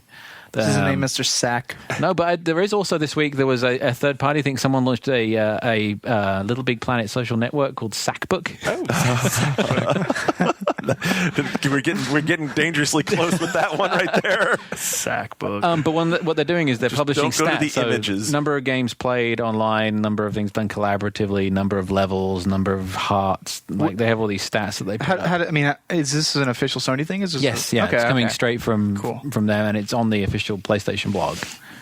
But, I mean, like 177,000 like completed levels uploaded, and they're upgrading a lot of the social tools like almost on a weekly basis now. So they changed some of the things like that the Info Moon does now, and the way that you can sort things and the way that you can share things. So they've upgraded the share functionality within the game. When are you going to play this game, Garnet? Well, you used to like this game. Like 6 months ago. I still love this game. I'm going to play it when I have time to play it. January. Yeah. I started playing because I keep on playing all these other games I've been dying to play. Like I started playing Valkyria, and damn, I love that game. I need to get back to that too. Isn't it great? I love that game. But because it's pretty bite sized and you can save anywhere. I find myself like coming in and out and only playing for like half an hour at a time. Whereas usually in RPGs, tactical RPGs, I would play them. Apparently, it's doing okay. It's selling like a few thousand units a week. It's not spiking, but it's like it's plodding along nicely. And it's one of those PS3 games that as people get a PS3 and learn of its existence, I think it will continue to sell for a long time. It has excellent word of mouth, and I think Sega has realistic expectations for what it's going to be able to do anyway. At the end of the day, it will do 200,000 units or whatever, and I think that's all they need it to do. Yep. But what I hope happens is that it inspires people to do different things with art styles and it's so pretty, and the virtual graphic novel presentation for the story flow is really cool. Where so if you haven't seen it, what they've done is they've taken like what would be the panels of a graphic novel, and then you have like a virtual book that's open, and you're reading through it, and some of the panels just have pictures in them, and those are the cutscenes, and then you'll get to a one that has a map, and the map will be one of your battles, and there's basically telling the history of this. Switzerland-like country that was caught in the midst of a big war. An alternate reality World War II. Yeah, alternate reality, very thinly veiled. I actually really like the way the game looks when you're doing stuff on the map as well. I think, but just it's so consistent with its art style all the way through. The whole thing is just very charming. Especially children's soldiers love it. And actually, the story and the characters are interesting. Characters Some are of them really will surprise you and are funny. And it's when I was reviewing Operation Darkness earlier this year, my only solace was taking note that this game was coming out later in the year. Like a good Nazi werewolf. How far have you guys played? I've played through the tutorial, and then I still haven't played the American version. I only played the Japanese. I'm about as far as you then. Yeah. And I'm still having a little trouble getting my head around the rhythm of combat because Did you beat the tank? The first tank? No. Okay. The first tank is the first major oh my god. Yeah, because I haven't gotten because it was killing me every time I was moving. Because you just got to run away from. Yeah, that's what I did. I ran away because you can't kill it. No. Oh, well then It fools you into thinking that you can because it has this glowing thing on the back. you You think, oh, I'll shoot the thing that's flashing on and off. yeah, because they're telling you about how that's the weak spot. You can't kill that. Oh. Well, okay. Well, that makes me feel better then. So. But you're still learning. There's still like it does a good job of teaching you as you go. Right. It's also like blowing the crap out of all your cover. So I mean, basically, rather than this is the other thing that I really like is that this game it seems to know that its audience is very familiar with gameplay. Mm-hmm. So it's telling you once it's done. It's like, okay, do this, move this thing here. This is how you do this. Every instruction that you get from then on is through gameplay and through actions within the game world. So when the tank starts mowing everything down in front of you, what the game is telling you is, you're fucked, don't even try. Right, okay. And I think it shows that the game expresses a lot of respect for you as a player and that it stops spoon-feeding you things very quickly, which I kind of like, because it's like you spot something, you're like, oh, okay, so all right, I clearly wasn't supposed to do that. So, and it keeps doing that as you go through the game. That's how it communicates goals to you. I feel like the trick is going to be to learn how many command points to stockpile early on in each level, so that when you get to like your third or fourth turn, you can actually execute a number of turns, a number of actions at once. And then I still have to get my head around how much movement and exposure I have when I'm moving, because when you're moving in real time. Well, and you can duck behind things. Right, but if they see you, they start firing at you, and you start immediately taking damage. So you want to get to your firing position very efficiently. But the good thing is that on their turn you fire as well. Right. So you want to set up cones. I mean, I think it's like you really have to work. And I haven't gotten to that part right. Like my head's still getting around. Like, okay, I need to position my people in the right spots so that I get that opportunity to fire when they come across me. Actually, and it gets a lot more complicated. I mean, when you get more units and different types of units. Yeah. I really. So that's another one I've really been taken by. I have a big pile of PS3 games, actually, that I really want to spend a lot of time with. What else is in there? I mean, I know like MotorStorm for me is one I really, really need to get to, but I haven't even picked it up. I want to finish playing through Little Big Planet single player. Yep. I'm still like I'm 3/4 the way there, and I continue to be surprised and impressed and amazed by what they designed. Yeah. And you know what I picked up today? I picked up SOCOM. I have SOCOM I want to play. I have Resistance 2 I still haven't played. Mixed reports on the SOCOM. I thought a lot of people liked it. I thought there was feedback. I hear it's getting better. Nick loves it. It's a moving target. You can play with Nick. I will, definitely. Yeah. I mean, I always like SOCOM. It's getting better, as in they're adding updates. Yeah, Nick told me when I picked it up, he's all like, just set aside some time when you plug it in first for the patches. 3 gigabytes. Yeah, I mean, Joe Rubicki re-reviewed it for one up back because it's gotten better. Yeah, so was he happy with it? Joe's a super hardcore getting happier guy. I think he ended up giving it a B+. It started out as a C something. Yeah. It's getting He's better. been a big fan since the old OPM days. So. I'm down. So I won't talk about it for a while. Then I'll wait, because SOCOM's a game you kind of have to get into and get your feet, grounded again before you can say anything intelligent about it. Yeah. All right. That's a lot of games. All right, so let's take a break. We'll come back and we'll get through the news. And Shane, I'm looking forward to some of your custom bump music, dude. Next week, you got to bring in some music for us. It's pretty avant-garde. That's cool. We'll have a good time with it. All right, stick around. We'll be right back.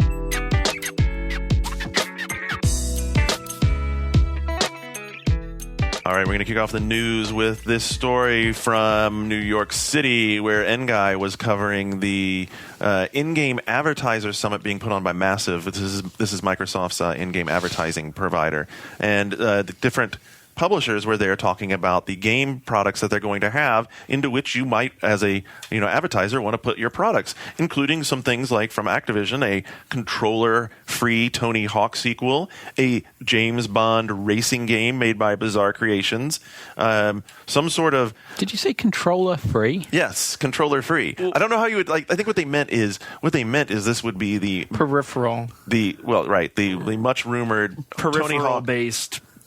Tony Hawk. You have Guitar Hero with your guitar, then you'd buy Tony Hawk Hero with your skateboard controller. It's basically a balance board, probably. Probably some sort, right?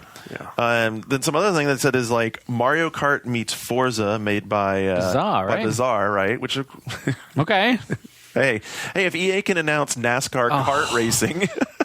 Is that called NASCAR? No, they announced it today, dude. I saw the bobbleheaded NHL. NHL. For Wii NASCAR kart racing. But I'm more confused about what in-game advertising is for a Call of Duty, like a World War II based game? Like, unless your company was around in the 40s. Well, no. They announced the new Call of Duty Modern Warfare, a sequel to Call of Duty 4. They didn't announce it. I mean, this is still all coming from this. An Activision. So it is a Modern Warfare game. Yes. Well, that's what they called it. Yeah. And then So that might just be code for the Infinity Ward one. I thought that was Right. Call of Duty in space. Modern Warfare could be in space. So will it be it's like? true. Do you think they're going to start naming them like the Rambo movies? Is it going to be Call of Duty 5, Modern Warfare 2, I like it. Rambo 3, First Blood Part 2, whatever it was called? Yeah. awesome.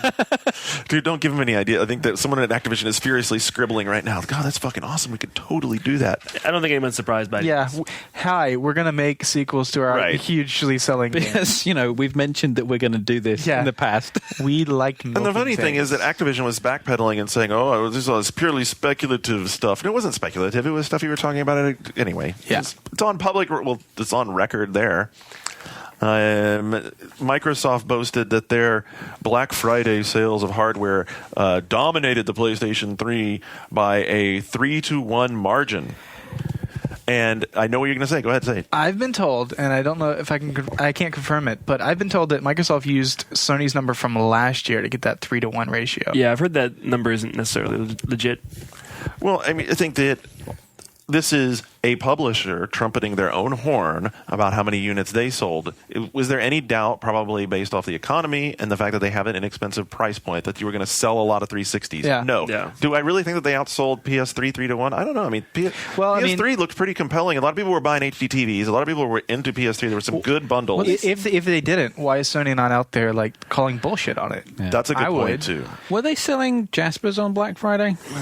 Some people Yeah. are saying Jaspers are out there. Because Jaspers have 256 meg A lot inside them. A lot of the arcade units were the Jaspers. Yeah. Yeah. But then, and also, think about the price difference between a $199 360 and a $400-$500 PS3. Yeah, that's a big deal. Yeah. That is a Big big price deal. difference. And the other thing is Wii. They didn't mention Wii, but There's probably a reason they didn't. I'm hearing that Wii sold like 1 million units I'm sure. I on wouldn't doubt that weekend. On the weekend. That's what I heard. Wow. I mean, I wouldn't be surprised if they're November numbers. Well, because they were in stock everywhere. and they had were a in stock lot. everywhere. Amazon had Wii's at midnight on Black Friday on Amazon. Yeah, I mean, I had the same experience you had at Best Buy when I went into Best Buy to buy my Guitar Hero. They had The mountain of them. huge stacks. By the way, they brought up an interesting. I mean, I was really brought to personal physical realization how bad it is for them to have to stock all these giant box items. Because have you been in our Best Buy? There are mountains of everything. There's mountains of Guitar Heroes, mountains of PlayStations, mountains of Xboxes. So I was there on the Wednesday before Thanksgiving. So they were setting up for Black Friday, and they had actually tore out the entire front of the store. They had taken all the fixtures out, and it was just it was corridors of Rock Band 2, Guitar Hero, All mountains this of stuff that comes in consoles. massive boxes. They had made it was like a hedge maze made out of all these cardboard boxes of video game stuff. Did you go in on the Friday? Were they all gone? Oh no! I didn't want to get anywhere near that place on Friday. An aside, but have you seen the way they're marketing last year's Rock Band as a bargain price? There's a commercial for It's $50 now. Yeah, there's a commercial for PlayStation starting at $49.99 for last year's Rock Band. Yeah. And I know Activision had fire sales on last year's Guitar Heroes on their website too. For $29 you get the Guitar Hero 3. Yeah. So I think that the upside of Microsoft's numbers, because the one thing that they would know is that they estimate that they sold 25% increase in 360 hardware sales over the prior year, which, given the economy and everything else, is not a bad number. No, last year they had Halo 3. But given the huge price drop, it's not shocking though. Yeah, the machine was more, Yeah. and Halo 3 was driving it. So the fact that it still went up this year. I'm also. Obviously Gears of War had something to do with it. What do you guys think about the bundle? I find the two baby game bundle kind of weird. Well, I think that Kung Fu Panda and Star Wars? Lego Star Wars or Lego Indie. Lego Indie. It's cool for a family to get that game, but I think the average consumer is does the average guy who wants Gears of War 2 really want Kung Fu Panda?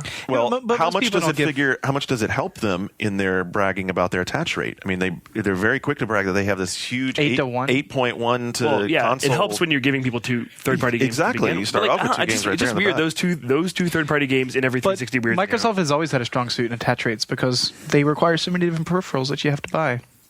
But I think they're also really they're on this big kick right now where they want to drum it into you that this is a family system. The arcade is the family thing. So They dredged up a couple of vaguely family-friendly games that they could get. I mean, I don't think they're the two best examples. I mean, if that's what they're trying to show Lego's not off. a bad thing, though. No, but Lego Indie is certainly not the best Lego game. I mean, like if they were dead serious, one of them would have been Lego Star Wars Complete Saga instead of Lego Indie. I just felt like they could have given away some of their first-party kid-friendly games, like Viva Pinata, which obviously isn't flying off the shelves. Right.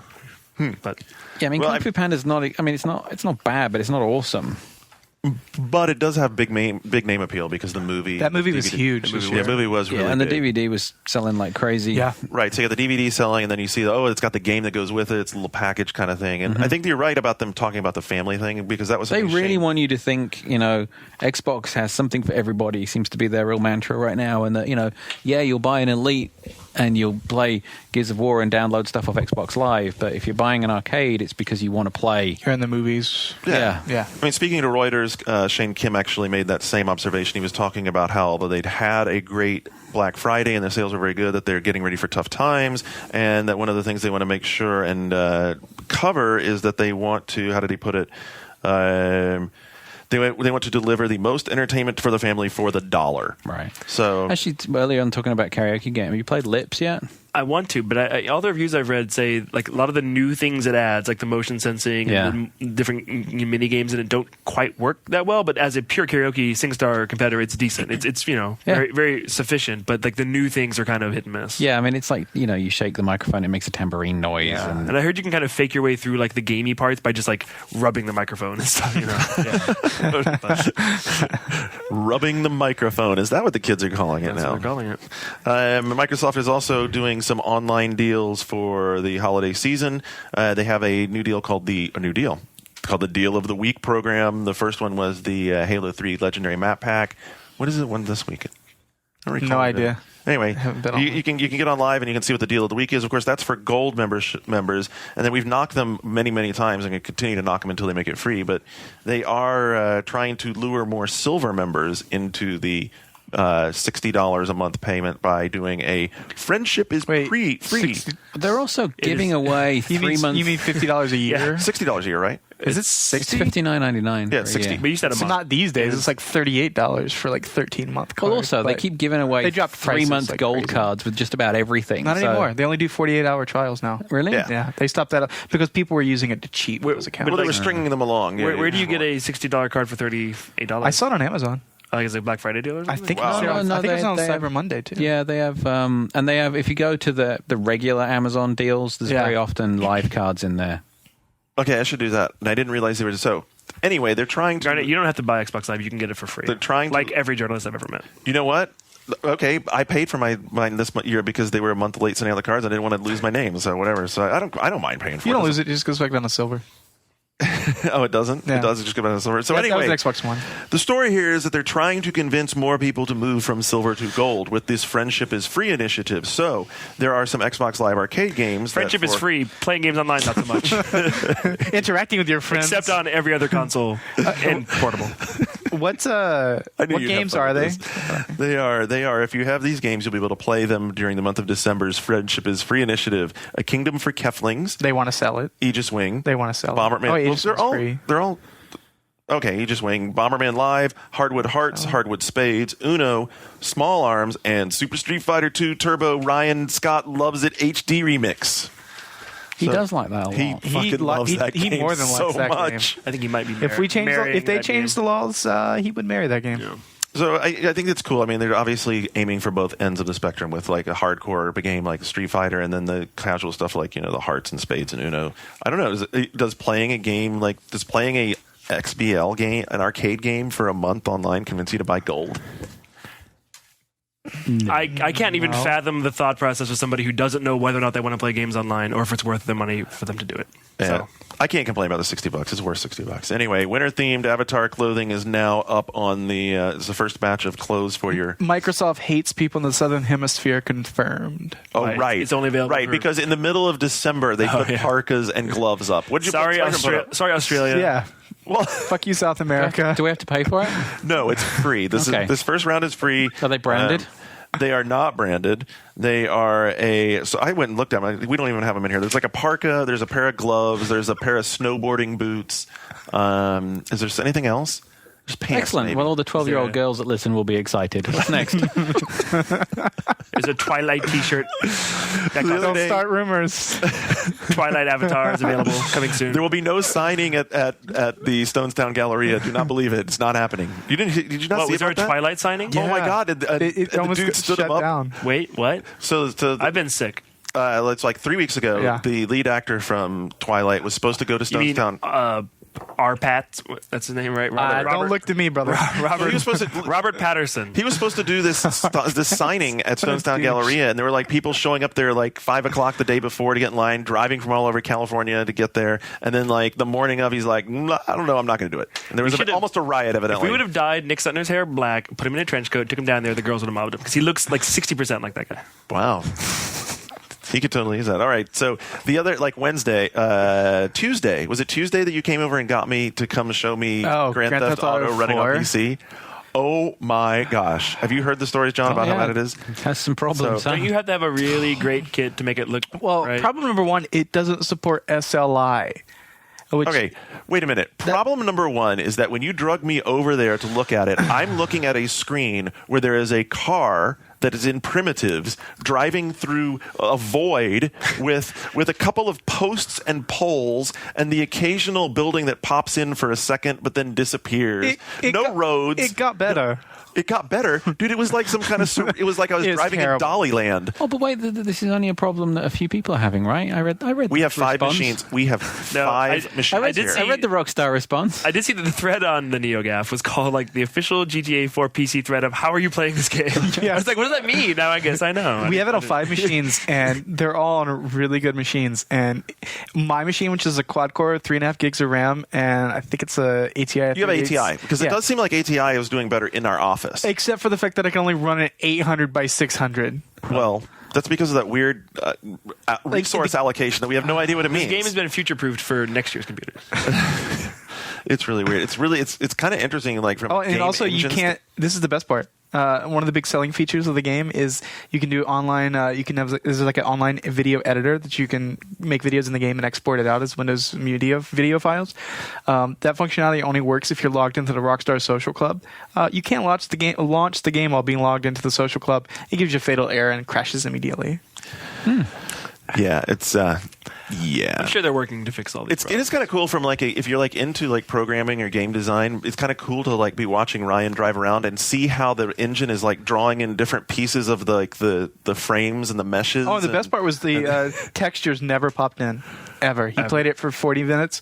He never got till he never loaded in. Well, like the super low res, like 5 miles away from the building texture was there from like 2 feet away. Like the high res textures never popped in. It's like ever. quite a mess.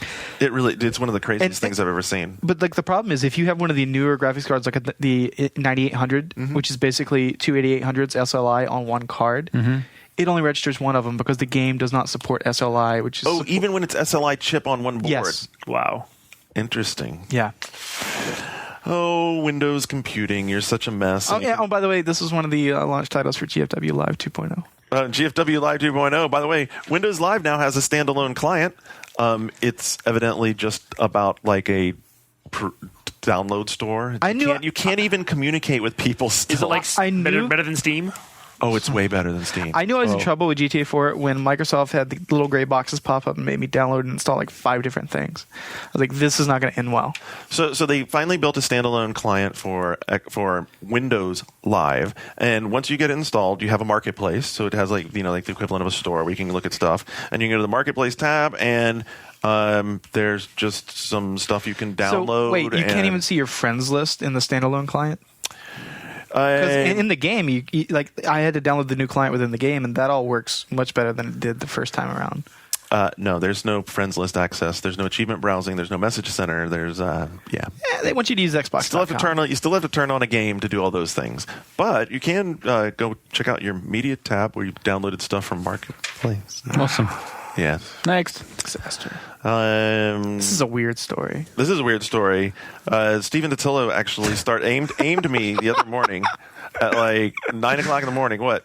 Shane's reaction. I want to hear it. what the racial slur is. You're not going to hear it. As I said, I've been sick watching I wish I had included a Bad picture. I TV. really didn't. I don't want to say it because then we're going to No, we're not going to say this. We're not going to say it. Can you say N-word. It's the N word. Are you serious? Yes. Yes. So Okay, continue. he asks me if he's like, did you get an Animal Crossing cartridge from Nintendo for your DS? Because what they did was they sent out a bunch of DS cartridges that had customized characters in them, so you could load them into your Animal Crossing on Wii to kind of show how the evolution can be of your friends if you're playing with friends. Because the idea is like when you're playing the DS, also you can have Shane can make custom greetings and stuff for his characters. And Can he ever? I won't. But and then when my characters and his characters met, they would trade onto each other's cartridges, and same functionality as in the Wii version. So, needless to say, this cartridge that they sent out to journalists had a what was it? It was a penguin or something, wasn't it? I forget. Anyway, I don't. saying "What's up?" Yeah. Hi, blank. Yes. Yep, that's exactly what it Yes. said. Wow. Actually, it said "Heart you long time." Heart you. Did we get one of these cards? I didn't get one of these cards. Milky is supposed to have it. They've asked to have them all sent back, Yeah. and obviously what happened And is it was press only, so it's not Yeah. like something that was released to the public. All but the screenshots have been. Yeah, but still, Still, these things like eBay. Whoa, more than one person had to know about that before it went out. I mean, right. yeah. well, I mean, hope. Nintendo's working very hard to get the cartridges recovered. Obviously, It was just a really There's poor some- translation. There's some conversations going on at the treehouse right now. yeah. Their official response was previously played copies of the 2005 DS Animal Crossing game Wild World were sent to 14 members of the media to demonstrate the ability of players to transfer items to the new Animal Crossing City Folk for Wii. We regret that an offensive phrase was included without our knowledge via a wireless function that allows user-generated catchphrases to spread virally from one game to the next. This version is limited to 14 copies created for media review Everyone's going to have that in their copy of the game now. It's funny when Animal Crossing had that, and when Pokemon had that too. Maybe I never ever played a recent Pokemon, but people walking through town what's a cool thing to say? And of course, everybody always types in something incredibly offensive. Of course, always. And then throughout the world of Pokemon, it gets disseminated. Little kids walk up to you and be like, whatever. Yeah. Dude, this is perfect for what they play. It's like the hidden underside of that family-friendly Nintendo game. Wow. Anyway, There's always something open to abuse. I'm still boycotting that Animal Crossing game, even with this fun City story. Folk? Yeah, still boycotting. I tried it. I'm just it's Animal Crossing, though. yeah. Again, Indentured servitude will only take me so far. I have my own economic crisis. I don't need a virtual one. Well, Nintendo's not having any economic crisis because, unlike other hardware manufacturers, they make money on their Wii. An analyst estimates that they're already making $6 per Wii sold. This would be an estimate by the analyst at Macquarie Securities. This is an article in Forbes. So if you just do a little quick math, I thought they'd be making more than $6. Microsoft's been making money on the 360. someone told me that for a while, Sony is too. breaking even on the 160 gig now. oh, they are okay because Isn't that actually in like this article the estimate was that they were still losing money on it and that 360. He was said just only breaking. the 160. Only the 160 gigs. So Which is only the the 500. top, Only the Which $500. nobody unit. even has seen Yeah. in the wild. That's because the price point is so much higher, or Yeah, because hard drives the are cheap. drive is the only difference. But And they're and- cheap. I thought they'd be making more than $6 on a Wii. I mean, Yeah, I would think definitely double is the- figures. is the But good- Nintendo's been pumping so much money into R&D. yeah, But is the Wow. goods cost on duct tape that much? I mean, come on. so what they sold about 20 million. 20 million. I thought Wii. Microsoft's been making money on their systems for a while too, not the arcade unit. I don't know. So they've sold about. That's still Yeah. when you're selling millions and millions, a couple of bucks, $6, that suddenly yeah. is. So Black, Oh, Wii's holiday 6 million weekend, beyond- they Wii's made $6 million profit. So Yeah. Wii's beyond 20 million. Wii's up to almost 40 million. I think. Yeah. All right. So just it's drop $6 per on each one of those. That's a lot of money. Looks really good. What else have we learned? Atari had a event in London where they went over several of their games. They have turns coming out up. this was quite a big deal of an event. There was a lot of coverage came out of it. There was quite a bit. Partly So, because it's Phil. well, it was Phil, and then they announced a bunch of stuff people have been looking forward to, like The Witcher coming to 360 and PS3, which people have been anticipating for a long time. Will you still be able to fuck the witches in the console version? Dude, you can't even do that in the American version. Remember, you have to get the European version to get the full horny version. Well, but so in the European PlayStation 3 version, Oh, that's a good question. I don't know. Witches? I don't know. You can ask Atari Europe. All They right. will be able to. Maybe Phil will tell you. Should next time I you am see him. Phil? He's your friend on Facebook. Send him a message. He's not. No. Is he yours? He's my friend on Facebook. You want me? I'll send him a message. Yeah. So the piece that I thought that was most interesting is we finally found out what Miz's next game is going to be. We've wondered and heard that he's working on the rhythm game. At least one of them is going to be a game called QJ that he's developing for the Wii. Which that's unfortunate. Why? For the Wii, dude? Come on, like because Mizuguchi is a visual, futurist master, and I'd rather have him playing with high def. Well, did they say it's exclusive for the Wii, or will he be able to do? They said it was exclusive, right? When I think of audio-visual splendor, I don't think of the Wii. He said he was developing it for the Wii, so I would imagine is that maybe it probably he really likes Vaseline filters. Maybe he likes the interaction you can do with the Wii mode. I mean, come on, guys. All right, did he say anything more about it besides? No, it's going to be a music-related mysterious game. Mysterious title, QJ. So I mean, come on, like he's into that music scene. It's easy to think of like a DJ. Maybe the QJ, you're like using the Wiimote somehow to interact with the music and stuff. I think that sounds really fucking cool. I think there's a lot they could do there. Yeah. They're also going to do a packaged up version of his XBLA games, Res HD, Every Extend, Extra Extreme, and Luminous Live. Further diminishing the value of old copies of Res. Yeah. Guys, if you like watching Veronica and Quar, but you haven't bucked down the money to watch Quar for yet, you can get December's episode for free. Yeah, and probably all future episodes because charging for it was a dumb idea. Agreed. What you won't get, though, are the home beta invites because you still have to be on the annual subscription list. Yeah, you won't get the non-existent beta invites that we're supposed to be bundling with everything. Wow. It was a dumb idea from the beginning. It was arrogant and stupid, and it was inevitable that this happened. I'm surprised it took this long. I had to laugh because Major Nelson twitters when this hit the wire. Nelson's all like, "Wow, you can get Quar this month for free, PS3 users." I was like, "Dude, like I don't know whether you're being cool or ironic." Well, but Veronica's like cool. is like only one of 4 people that he follows on Twitter. So, well, anyway, it was kind of weird. I was like, I don't know how to take that. Are you being? Daddy was being a dick in that situation. I don't know. All right. Anyway, Sony has started talking again about, as you said, there's so much going on with Little Big Planet, the way they've improved the interface. They have some people working on it. One of the things that has finally come up is that they're evolving their moderation process. There have been some moderation issues. Right. With popular levels like Azure Palace being removed mysteriously for a week and then reappearing. So he points out these comments came from marketing manager Mark Valador. He addressed the concerns about the moderation and said that they're continually improving the process. And he pointed out that the stages that were deleted have been flagged by the community using the Good Grief tool, which is the very quick and easy punch the select button, pull up your Yelling Grief. Isn't that what Tina called her group on Steam? Good Grief. Is it? Yeah, I think so. Anyway, more importantly, and this is the piece they really need to work on. He did say that they're evolving the way moderation happens to ensure that creators are made aware of why their level was blocked. And I think that's the key, is that people have been really upset because if you had your level blocked or removed and you didn't know why. Does it say if you have the opportunity to contest it? No, he did not get into any specifics. Right. But at least he said that they're working. It's not a penis. That's what she said. And we talked about Burnout Paradise.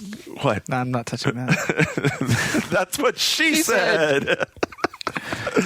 All right, I'm done with this. That's what she said. Okay, we're almost to the end of the pile here. What were you going to say about Burnout? They also announced the Big Surf Island. We've seen a string. They said they were going to do 3 big. So DLC apparently, the tower in the middle of Big Surf Island is like a giant parking lot. And if you get it right, you can jump off of it. But you can drift the entire corkscrew. That sounds fun.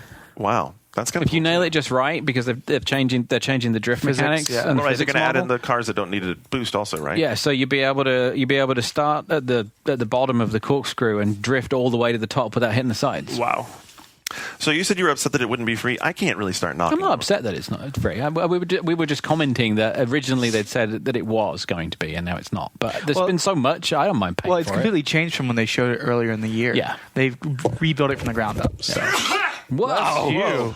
Wow, stuff came out. Good God, it's in my glass. I'm done with that. You're talking about the island. So the thing they said about the island is that it's equivalent in size to the downtown area of that's of spectacular. The existing. That's a huge amount of space. Sorry, I sneezed in your glass, David. That was disgusting.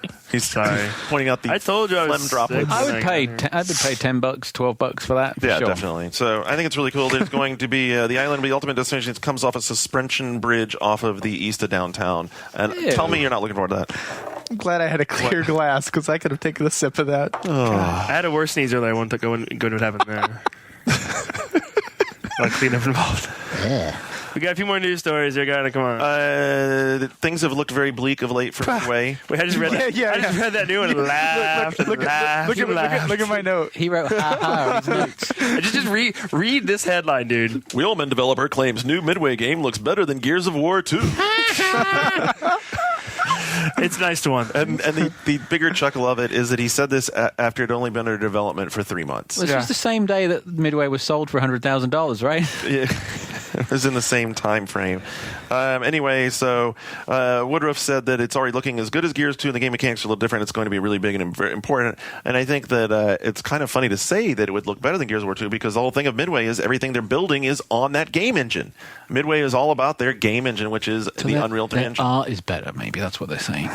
The art. The art is better, man. So I think they'll be interesting. This next story is a bit of a misnomer, though. The controlling end stake in Midway sold for $100,000. How's that? How was that misleading? That's exactly what happened. Yeah, but part of the deal was he had to take on $70 million of debt from Midway. You know what? Actually, the corporate communications officer for Midway called me this afternoon to fill me in on a couple of things. First of all, you'll probably see a story that Phil was working on that they actually are facing even more pressure. They had to file an 8K yesterday, which is an SEC form that puts everyone on notice that because of the ownership change that triggered some provisions in their notes that in 50 days all of their collectibles all the money they owe people could come due in cash. So does this mean that Mortal Kombat versus DC didn't do well enough for them? We were all kind of waiting. We thought if that succeeded, maybe it would turn him around.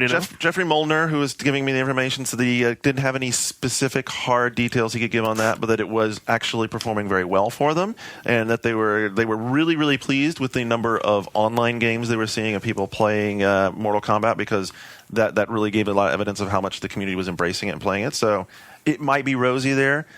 He talked some about the unknown guy who bought the company. His name is Mark Thomas. He is the owner of an acquisitions, like an acquisitions company, holding company kind of deal, and he just wants to be a silent partner. He has no plans to shake things up. And the $70 million part is very interesting. So if you understand... I didn't understand it exactly. So basically, the $90 million of which he is participating for $70 million worth of is the credit facility, or basically the line of credit that Midway operates its business off of. So he's not really assuming that he's not assuming owing somebody. He's bankrolling it, though. Now that's responsible for it. Yeah. He's owed it. Okay. He's not responsible for it. It's like he's holding an IOU basically for $70 million worth of revolving credit. He's purchasing the debt. Right. Yes. Right. Yes. And he bought it at really so it's not quite as can be very lucrative if the market bounces back. And he says he's going to keep Midway functioning, not changing anything. He's a silent investor. Has already so changing. Did he buy this from Sumner Redstone? He bought it directly from Sumner Redstone for his daughter or whatever the drama has been she's with out him. completely She's out. now. Okay. For 12 what would that be? 12 10,000ths of a cent. Midway is no longer share. a Viacom property at all. That is correct. Right. However, the other interesting part is they still have their debt agreements in place with National Amusements. Those haven't changed, so they still have all that money. The arcade side. That's the arcade side of Sumner Redstone's business, so that's still there. The big problem they have right now is that since that sale, because it was at such a discount rate, the stock has fallen another 35-40%. It's trading like at 15 They just got cents. delisted from the New York Stock Exchange a couple weeks ago. No, they got put on notice. Right. Well, within 30 days. Yeah, but it's going to happen. They're below $1, so it's going to happen. It's not going to happen. They're going to happen. get delisted. Yeah, I mean, in this economy, they're going to have to go to so the pink long. sheets. Yeah. So they're in a tough spot. They're in a really tough spot. It'll be interesting to see whether or not Mark Thomas and his investment company is going to keep them around, or what's going to happen. I'm sure this game that looks better than Gears of War 2 will turn it all around. How do you feel like owning the rights to Mortal Kombat, Shane? I would buy some other Midway property, I think, first. NBA Jam, maybe? What would you buy? What Midway property would I buy? That's a really good question. I'd buy Blitz and make it good again. Dude, they've tried very hard. Do they still have NBA Jam or someone else? Is that a claim? Yeah, I don't know. Well, they let their NBA. That was part of their license agreements. They let lapse. They're not doing Jam, but I would make Hydro Thunder 3. Exciting. I like it. I like that. All right. Let's wrap this thing up with some stuff on piracy and anti-piracy attempts. First of all, we have Dan DiMatteo, who is the CEO of GameStop, defending the resale game market. And it is, I think probably his biggest piece here, what I could call out for him, is that he says we give out approximately $800 million in credit this year. Then those trade-in credits go towards the purchase of primarily new video games. And this is like something like we've talked about, Shane and I, because we worked in that business. Like a lot of that early trade-in money does really, really go back into people buying new games. Well, yeah. How much of it, though, are games that wouldn't be bought otherwise? I mean, would those people be buying all those games? I was hanging out with Pete yesterday because we went to the. You didn't go. Like, I went to the Winnock? Pete Winnock, and we went and saw Wanted. Wanted, actually, surprisingly, you should have seen it. Dude. It's surprisingly good. You mean Dark Sector 2? And a lot of people liked Dark Sector. I like Dark Sector 2, but man, I like Dark Sector as well. But this game is totally Dark Sector clone. Really? Yeah. I don't think they went out to do that. I think they just camera positioning. It's a first-person game, and anyway, I thought the bullet flinging thing was kind of cool. You know, like that. You think it's gonna be cool for 8 hours? I would have preferred. You think it's gonna last 8 hours? I would have preferred 6-axis bullet flinging. And I'm not kidding. I saw someone do a move in slow mo that looked very much like the Glaive Aftertouch. Oh, really? With a bullet. Because last time they had. No, they don't have Aftertouch. I didn't say it was Aftertouch. I said it looked like it. I thought the coolest thing that they had, which they were emphasizing the bullet curving thing, but the coolest thing they have is like you blind fire long enough from cover that the edges of the screen start to turn gray towards the center, and this is like the beginning of a chain. It lets you chain. So like what it's showing you by graying out is that everyone's focus is so heavily like pinned down that they don't see you. So at that point, you can start moving from cover to cover, and as long as you don't miss a cover, you start chaining them. And from each cover point, you increasingly move faster and faster as you go through the cover points. So that what can happen is all these enemies that you blind fired until they were distracted and started chaining, they're still watching where you were, so that when you eventually break out of your chain, you have like about a 2-second window, at which point they're still looking like over there across the parking lot while you've come up behind them and can, stealth kill them. Hopefully they have a really good tutorial because no one playing that game was able to do that while I was playing. I know. Pete showed me how to do it, and it was really cool once he showed me how to do it, but I agree, they do need a good tutorial. It stands about as much chance of being successful as that Midway thing with the John Woo one. What was Stranglehold. It just reeks of Stranglehold. We know how that ended up with Midway. You're at 15 cents a share. But back to the subject of used games. You're sadly kind of correct. And GameStop defending their ability to use games. Right. So he's talking to Gamasutra, and he talked about he said that this is especially in this. He talked about how in this economy that getting that residual $20 value back out of it was a big help for the gamer. It really supported the. Yeah. I'm sure he'll tell me why it's so good for gamers. But think about this, okay? When you go to Barnes and Nobles or Borders, do you trade in your used books? No. But there are millions. There are thousands. Well, there are Ma and Pa used bookstores. Right. There's half-price books. See, what he's doing is defending based on exactly the reason why the publishers hate it. Right. And that is that if there were GameStop used game stores, that would be fine. It's the fact that I can go in and choose to either buy the $50 one or, oh, look, it's over here for $19. Why don't I buy that instead? But car dealerships sell new cars and used cars. Yeah, I thought of cars first as the allegory, but then I thought, no, let's think about other media, books, music, movies. Yeah, like at Blockbuster, maybe there's used movies, but there aren't at Best Buy, and there aren't used books at Borders, and there aren't used CDs at Tower. There were. A lot of those, CD stores are almost all gone now. When those stores existed, they sold used. Right. And so, the stores where you sell things, buy things, are more like Ma and Pa stores, like comic book stores. And that's what GameStop wants to act like it is, but that isn't what it is. No, in fact, it's not. like the number one global retailer controlling this market with hands in every pie, controlling metrics, all sorts of shady shit going on. They want to act like, oh, we're innocent here, but not so much. And they want to have their cake and eat it too. And the fact that they're now defending it means that it's stepping up, because previously they were sort of like, not an issue, and people would sound off on it. Well, I think they've had no choice. I mean, the publishers have put them on public notice now. I mean, the publishers used to fight it behind doors. They have power. Why do you think we're seeing the GTA, what's it called, the expansion pack? What's it called? Armed and Dangerous or Dead and Dangerous? I thought it was... No, it's Dead. Wait, what is it? Lost and Damned. Lost and the Damned. The fact that GameStop has a physical box that you walk into the store and buy that has a code for download. A code to go download. That's such a concession to these retailers. I completely agree. So, but you're not going to be able to trade in your code. Yeah, can I take my cardboard box with nothing in it and trade it in for? After talking about it for a long time, and I struggle with this question a lot because I see both sides of it. I understand that if I take the game in and trade it in, I can't play the game anymore, so I'm not going to be able to use it anymore. At the same time, his argument's very simple. When you trade in a game, that means that someone's now able to buy that game, go home, sit down, and play that creative experience without a single dollar going to the person who made the creative experience. Right. And that, I get that. That is... Yeah, honestly, I think that. it's going to encourage game developers to do more and more paid DLC because even if you buy a used copy of the game, you still got to pay for the DLC. Yeah. Or, as Atari said, because Atari was this also, they were talking to Game Industry Biz, but this also came out of their event over in London, that noting that the used game market increasingly makes it more painful for publishers, that the key, and let me see who it was that was talking this, it was the Atari CEO David Gardner, said that games that have the embedded community, the embedded commerce, the extended, expandable experiences are the ones that you would never want to trade. Those are the ones you want to keep a hold of. And this is like what we've talked about a bunch of times, like what Burnout Paradise has done. Then I think this is like the better strategy to combating it. Yeah. Rather than sitting there and arguing about it with them, hey, just keep on making games I don't want to trade in. Yeah. But you can't do it with every kind of game. I think that's part of the problem.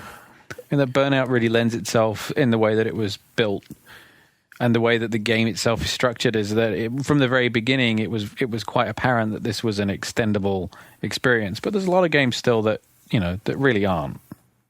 Right. I mean, especially the more narrative they become. I was starting to think about this. I mean, like, how do you keep a game like, for instance, recently announced Uncharted 2? So now you have Uncharted 2. How do you make that something that someone doesn't want to trade in when they finish it?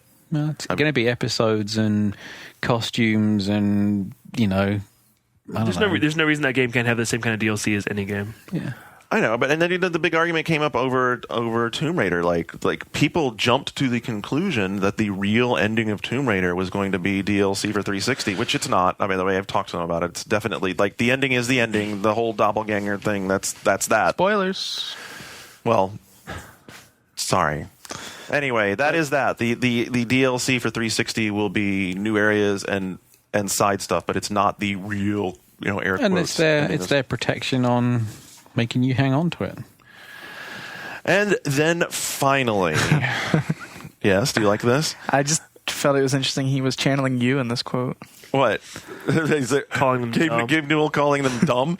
Dude, like we're just ordinary people, man. We just call it like we sees it.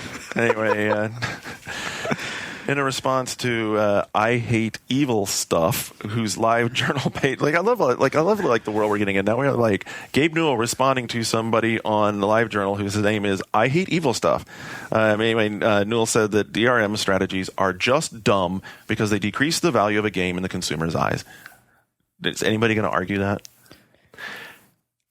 I don't think the average consumer is aware of DRM, and it doesn't do anything to the value of the game. PC games? Yeah, well, the average savvy PC hardcore gamer, but the guy who's buying Spore doesn't. I still believe that the mom who's buying Spore for her 13-year-old daughter doesn't give a shit about DLC. I mean, that DLC DRM. Also, if you play console games, everything you ever touch is riddled with DRM. It's all proprietary and. Well, here's what he says. He says, as far as DRM goes, most DRM strategies are just dumb. The goal should be to create greater value for customers through service value, make it easier for me to play my games whenever and wherever I want to, not by decreasing the value of a product. Maybe I'll be able to play my game next week and maybe I won't. I mean, that's the other thing is if you have stuff that's authenticated online, what if the authentication servers are off 2 years from now and you want to play it again? Dude, there's so many. PC has definitely been through this, with Secure ROM, with Star Force, with all of the different CD-ROM checking stuff, where you were just anxiously awaiting the crack so that you could not have to have the CD spin and waste cycles while you're playing your game. But every other PC developer is, crying about how badly piracy is affecting them. So it's not Stardock.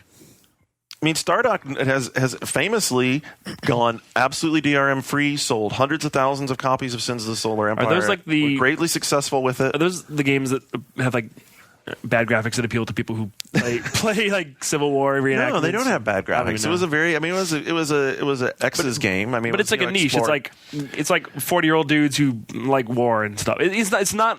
I agree with you. Yeah, there is an element of the fact that their audience was going to go buy it. That business model doesn't apply to everything. Right. Like if someone had an opportunity to go pirate Wanted, they would go do it as opposed to going and buying it if it had no DRM on it. Is that what you're saying? Yes.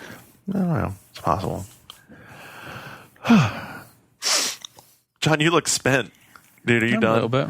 Hope I haven't infected you all. You're most likely. No, I could feel the beginnings getting of a sore boiled. throat. You're most likely infected, David Ellis. You guys got to start Your sleeping special together. entourage pint glass. I know. I'm gonna have to boil it now. Yeah. How come your entourage glass has no name on the back of it? It does. That's turtle. I'm the guy behind Where? the guy behind the guy. Oh, it does. It doesn't say turtle. It came with an extra one that was blank, and this is my office class, and Turtle's at home. I'm glad that you had convinced me that I should catch back with Entourage because You should. they had the marathon. I still need to do that. I have heard from multiple sources. This season was good. It's I need still on to the get back DVR. in. This season was pretty good, dude, because they had the marathon over the holiday We better weekend. be It was careful really how much we good. talk about TV. At the end, people can turn it off. Yeah, this is at the end. I'm excited about Big Love comes back in January. It's true. Really, you like that? Suzanne likes that a lot. The first season, by the halfway through, I lost interest and I stopped watching it. And then second season, my friends were like, "You got to watch it. It's got really good again." So I caught up, and the second season is amazing. Have you been watching Californication? Oh, I fucking love that show. Oh, I love that show. I like it too. I don't get Showtime. Maybe not that I don't much. get Showtime, but I've always Neither heard do it's I. good. I don't like David Duchovny. No? No. Any show that has skin tags in it is awesome right off the bat. One Up Show has skin tags in it this week. Oh, Ew. ooh. I don't know what Ew. skin tag is, but it's the tag that's on the There's skin. little sort of flappy bits of skin that grow out. Oh, In the wrong- gross. in the wrong spot. But you don't want one of those like a on taint gone horribly, horribly wrong. Yeah, but you don't want one of those on your coin purse. Yeah, you don't. This is not proper holiday talk. I think the amazing thing about that show is, I've asked a bunch of people, have you ever seen the We're woman, very close to talking about TV now. the woman who plays against Duchovny? Has she been in anything before, or was she just a fine? His ex-wife, whatever. She the hell was in Ronin. She was in Ronin. She was the Irish girl in Ronin. Wow, that's And Cokie Smurf is the kid from King in the Hills voice. There's a character named, Brittany Murphy? There's a character named Oh. Cookie Smurf? Yeah. yes. Well, that's her nickname, but she is Wow. Cokie Brittany Murphy? No, She's a mess. no, but this She character's plays- a mess. I'm done. And right, so thus there you go. concludes our pop culture moment. All right, so we get on the message boards, and we will come up with a organization for the holiday stories. So we can do, Shane and I will figure that out, like retail and bad ones. And you guys have suggestions, throw them into the thread. I'm curious to see what you guys come up with, because I thought that worked out really well. And then who else? We have some guests coming. Jeff Kanata is going to be in on the week of the 18th. I haven't confirmed anything else, but hopefully we'll have some more people around and be able to do some cool shows. So there you go. Hope you enjoyed the show. Thanks for downloading us, listening to us. For Shane, who's sick and going to be better next week, David and John, this is Garnet. Thanks. We'll catch you next time. Until then, Weekend confirmed.